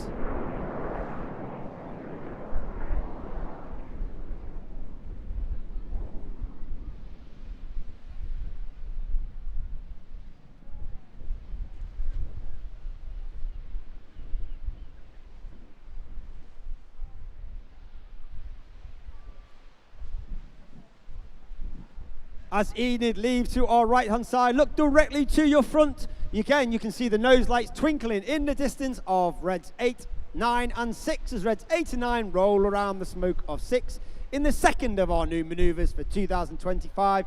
You can see 6, you can see 8, you can see 9, but hiding in the smoke of 6 is Red 7 in the Tempest. Once again, Red 6 to our left, Red 7 to our right. Each aircraft will pull up to approximately 1,000 to 1,500 feet. They'll turn hard back towards the display line for their final manoeuvre of the show. Again, each aircraft will dive down to 100 feet. That closing speed of over 900 miles per hour. Each aircraft will perform a barrel roll, crossing the middle, wingtip to wingtip, 30 meters, 100 feet, before rolling inverted to leave the display area in a manoeuvre called the crossbow.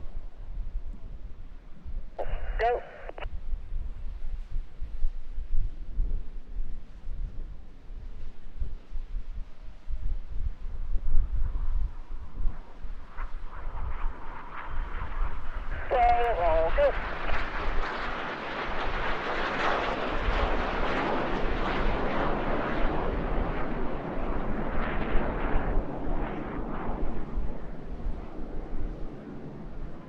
As the synchro pair once again leave to our rear, look directly to your front.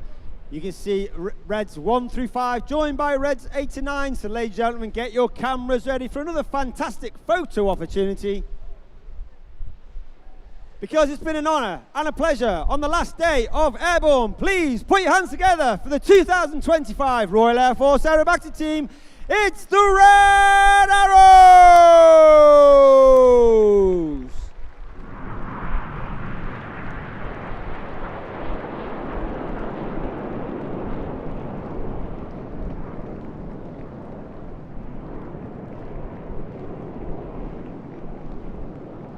Red 1 puts his smoke on, he'll gather the rest of the formation, take them back to Bournemouth. We'll refuel the aeroplanes, get themselves ready before we then take off later on this evening around about 7 o'clock, back to our home base at RAF Warrington.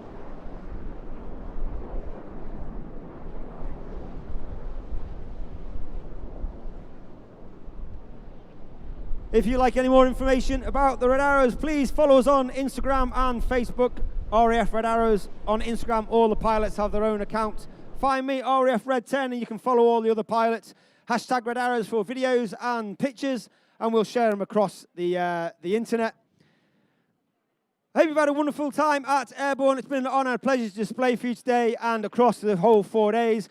Unfortunately, I can't hang around. I've got to jump in a helicopter and get myself back to Bournemouth to pick up the spare jet to fly back to Warrington, the site. So I can't really hang around. I'm sorry for anyone that wants to say hello. But on behalf of the Red Arrows and, of course, on the Royal Air Force, please take care of yourselves driving home. Thank you very much. Goodbye. Well, thank you very much indeed. Squadron leader Graham Muscat there, Red 10. Give him a massive round of applause. A really, really fantastic way to finish 4 fabulous days here at Airborne. Truly brilliant.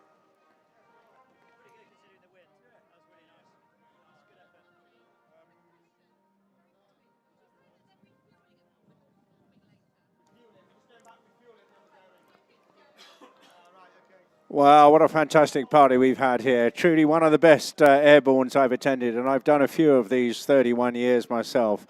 Just a terrific venue to come to. Please go carefully on your way out, won't you? And absolutely do not rush anywhere. It's only going to be a zoo out there. Enjoy the restaurants, enjoy the seafront, chill out for a couple of hours, and stick around for the firework finale at 9 o'clock this evening. If you're going to get in a car, and I urge you not to bother, then you could tune into 87.7 as well and listen to Radio Airborne on your way home. But they'll be starting a party here later on around 8 o'clock this evening. Plenty of music along the seafront as well. It's been a really entertaining weekend, and our grateful thanks to the massive number of sponsors. Trafalgar Theatre's up there at the top, of course, and, of course, the Lansdowne providing all those rooms as well. But so many, many others, all in your programs listed there. The staff and stewards, the council, of course, for providing the incentive and the finance to get this going. So do please give generously wherever you can. SaveAirborne.com. Go online, join the club. Give the bears a hug up on the lawns there. The lawns staying open till 6 o'clock this evening. Please make sure you've got all your children and indeed your rubbish. Dispose of it sensibly and go carefully out there, won't you? Have a great, great rest of the summer, what's left of it. This is the summer that has just kept on giving, and so has Airborne as well. Let's hope and keep our fingers crossed we get another 31 years.